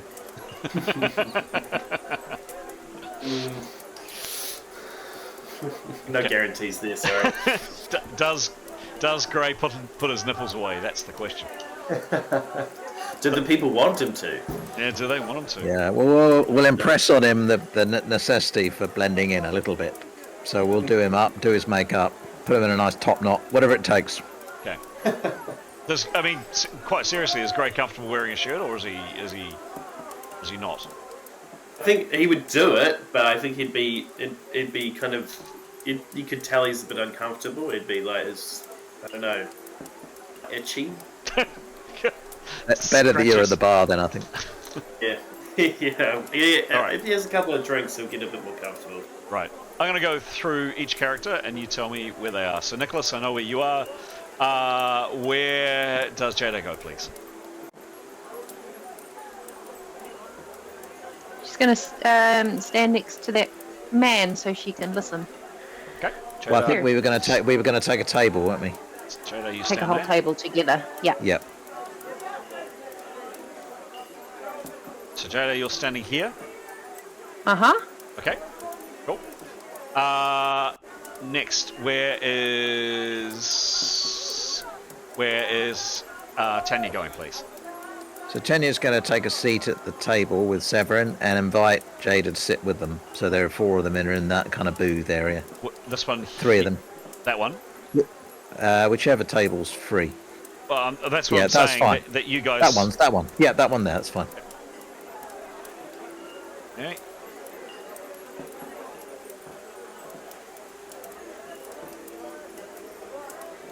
Okay. So, He's going to suggest that Jada has her back to the gentleman in question, so she's more likely to be able to hear something. So Severin, you're there. Would that be all right, Jada? Yeah. Tanya, you're there. Jada opposite. Jada, where are you going? So I can hear that guy right next to him. Where are we? Yep. Who am I listening to? Where's the dude? You're told that he will take this table. Ah, yes, I was at the closest table chair. Yeah, that one. Okay. So Great. Gray, where are you going? He'd probably go where Nicholas is going, a bit further away from the guy that they're looking at, just, if he's uncomfortable, probably doesn't want to alert them to anything weird happening. Okay. So tell me where? Whereabouts is Nicholas? Is he... Is there? Yeah, he'd probably just be sitting at the bar next to Nicholas. Okay. Cool. Yeah. Thank you. And Askell, please. Nicholas would request Askell sit on the other side of him from Grey, if that's okay with Askell. Sounds good to me. Where was that? Opposite At Grey. the bar, at the bar on Yep. Nicholas's other side. So kind of here. So Nicholas can sort of be blocked by them, but lean forward and still see the guy. Yep. Yeah. Okay. Okay. Great.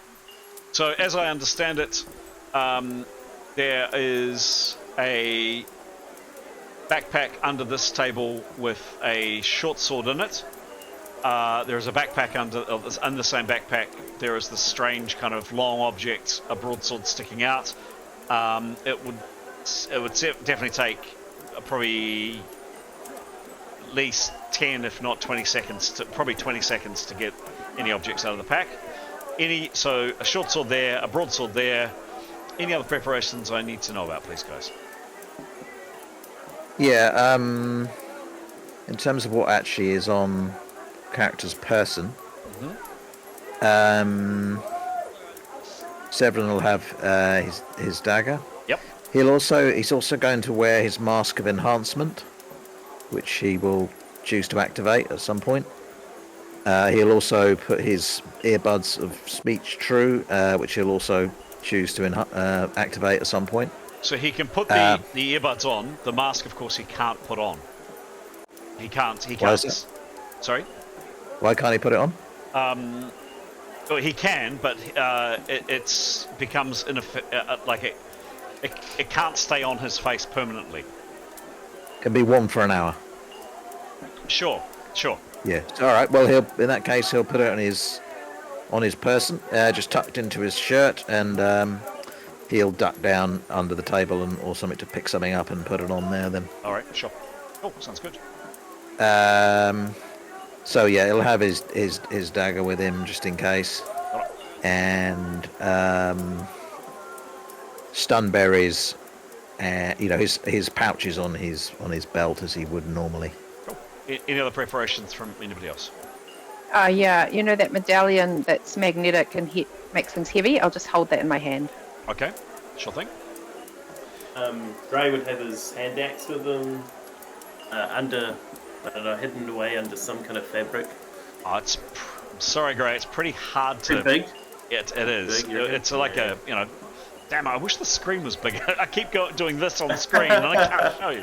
It's a decent size, bigger than a tomahawk. It's pretty. That's all right. I think he has a dagger, so he'd have the dagger with him then. Sure. Keep that out of sight. Okay, sure thing. Anyone got any ideas for Askell? I'm not quite familiar with what he's got, but would he be holding, doing anything, casting spells? He'd definitely be preparing. Yeah. Right. How would he be doing that? What's he got?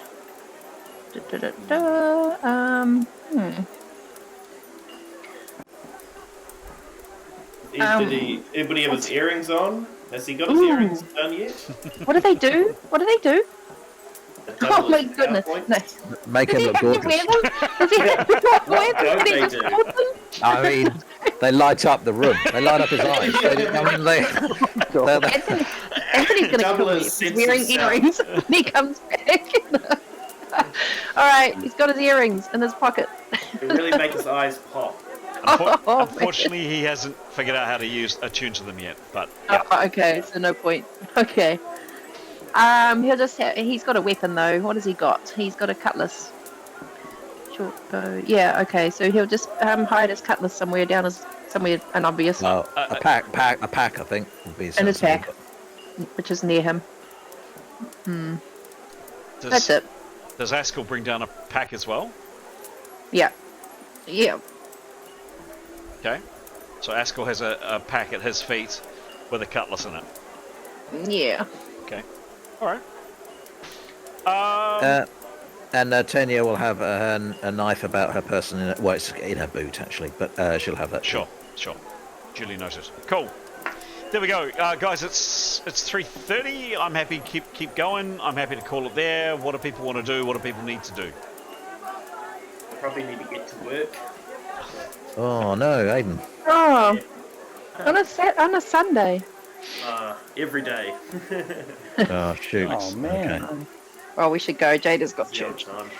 Well, I think we're Much more important. set up for next time pretty well, aren't we? All right. Yeah. Okay. Leave it there. Yes. Yep. Yeah. Yeah. Very good. Thanks, Chris. You are Yes. welcome. Yeah. When is Thank you, next time? Chris. What was that, Pete? When is next time?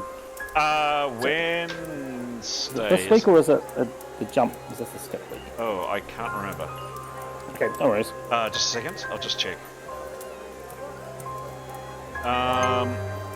Wednesday the 16th. This Wednesday. This Wednesday. That's right. We'll go down at the Grand Bazaar Lodge. Absolutely. What's It's gonna gonna be happen? bizarre. What's gonna happen? What's gonna happen in the Grand Bazaar Lodge? The plan will work perfectly. That's for sure. Surely. Definitely. We'll definitely remain undercover. I guarantee it. Might even make friends. Definitely. That's it. We'll Sure. just get drunk and make friends. Excellent. Yeah. By the way, we're going to have to change the name of this episode because none of it happened.